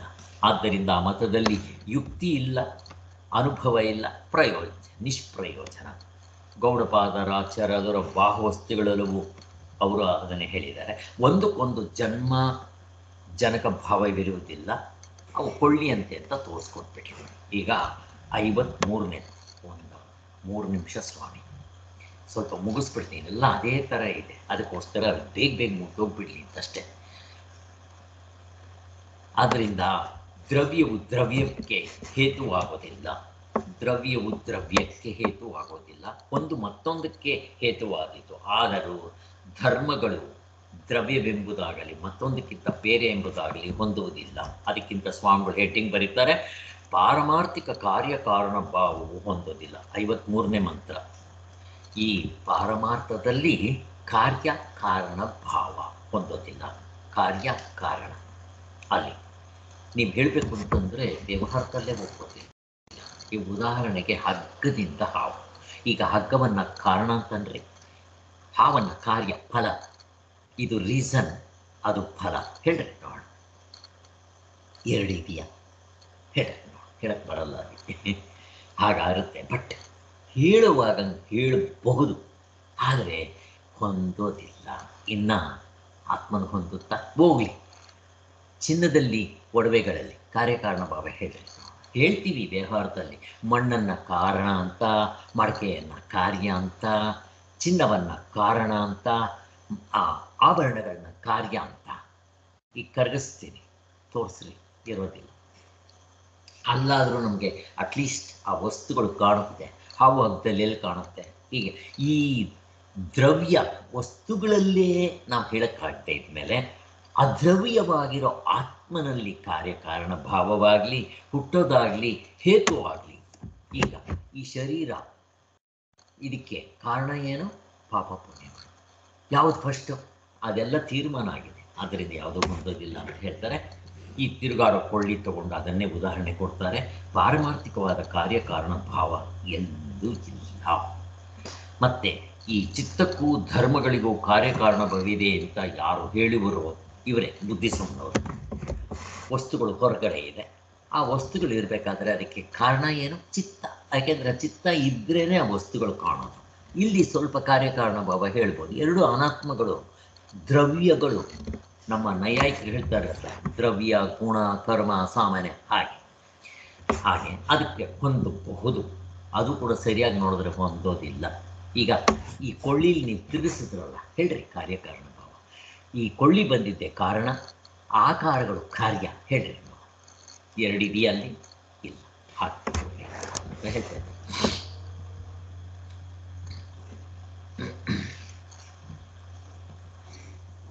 ದ್ರವ್ಯಗಳಿಗೆ ಹೊಂದುತ್ತೆ. ದ್ರವ್ಯ ಅಂತಂದ್ರೆ ಅನಾತ್ಮ, ದ್ವೈತ. ಅದ್ರವ್ಯ ಅಂತಂದ್ರೆ ಆತ್ಮನಿಗೆ ಅದ್ರವ್ಯ, ಅವನು ದ್ರವ್ಯ ಅಲ್ಲ, ವಸ್ತು ಅಲ್ಲ ಅವನು, ಅಲ್ವಾ, ನಾನೇ. ಆದ್ರಿಂದ ಅಲ್ಲಿ ಹೊಂದೋದಿಲ್ಲ ಅಂತ ಸ್ಪಷ್ಟವಾಗಿ ತೋರಿಸ್ತಾ ಇದ್ದಾರೆ. ಇನ್ನ ಬೀಜ, ಬೀಜದಿಂದ ಮೊಳಕೆ, ಮೊಳಕೆಯಿಂದ ಬೀಜ, ಅದು ಒಂದು ಹೊಂದೋದಿಲ್ಲ ಅಂತ ತೋರಿಸಿದ್ದಾರೆ. ಇನ್ನ ವಿಜ್ಞಾನವು ಶಾಂತವು ಅದ್ವೈವೂ ಆಗಿರುತ್ತದೆ ಎಂದು ಅದೇ ಆತ್ಮನೆಂದು ನೀವು ಹೇಳ್ತಿದ್ದಲ್ಲವೇ, ಅದರಿಂದ ಮಿಕ್ಕದ್ದೆಲ್ಲವೂ ಉಂಟಾಗಿದ್ದಲ್ವೇ, ಇನ್ನೂ ಬಿಡೋದಿಲ್ಲ ಅವನು. ಆತ್ಮನಿಂದ ಇವೆಲ್ಲ ಹುಟ್ಟಾಗಿಲ್ವಾ? ಮತ್ತೆ ಕೇಳ್ತಾ ಇದ್ದಾನೆ. ಆತ್ಮನು ನಿಜವಾಗಿ ದ್ರವ್ಯ ಅಲ್ಲಪ್ಪ, ಅದು ಅದ್ರವ್ಯ, ಅಂದರೆ ಅದು ವಸ್ತು ಅಲ್ಲ, ಆಬ್ಜೆಕ್ಟ್ ಅಲ್ಲ ಅಂತ ಹೇಳ್ತಾ ಇದ್ದಾರೆ. ಅಲ್ಲಿಗೆ ಹೀಗೆ ಆತ್ಮನು ಮತ್ತೊಂದು ಕಾರಣವೂ ಅಲ್ಲ, ಅವನಿಂದ ಯಾವುದು ಕಾರ್ಯನೂ ಆಗೋದಿಲ್ಲ. ಆದ್ದರಿಂದ ಶ್ರುತಿಯು ಆತ್ಮತತ್ವವನ್ನು ಅಪೂರ್ವ ಮನಃಪರಂ, ಆತ್ಮತತ್ವಕ್ಕೆ ಹಿಂದಿಲ್ಲ ಮುಂದಿಲ್ಲ, ಅದಕ್ಕೆ ಯಾವ ಹೆಂಡತಿ ಮಕ್ಕಳು ಯಾವ ಒಂದು ಸಂಬಂಧ ಇಲ್ಲ, ಅದು ಅಚಿಂತ್ಯವು, ಮನಸ್ಸಿಲ್ಲ ಅಂತ ಹೇಳಿ ತೋರಿಸಿದ್ದಾರೆ. ನಾಳೆಯಿಂದ 54ನೇ ಮಂತ್ರ ನೋಡೋಣ. ಓಂ ಶಾಂತಿ ಶಾಂತಿ ಶಾಂತಿ.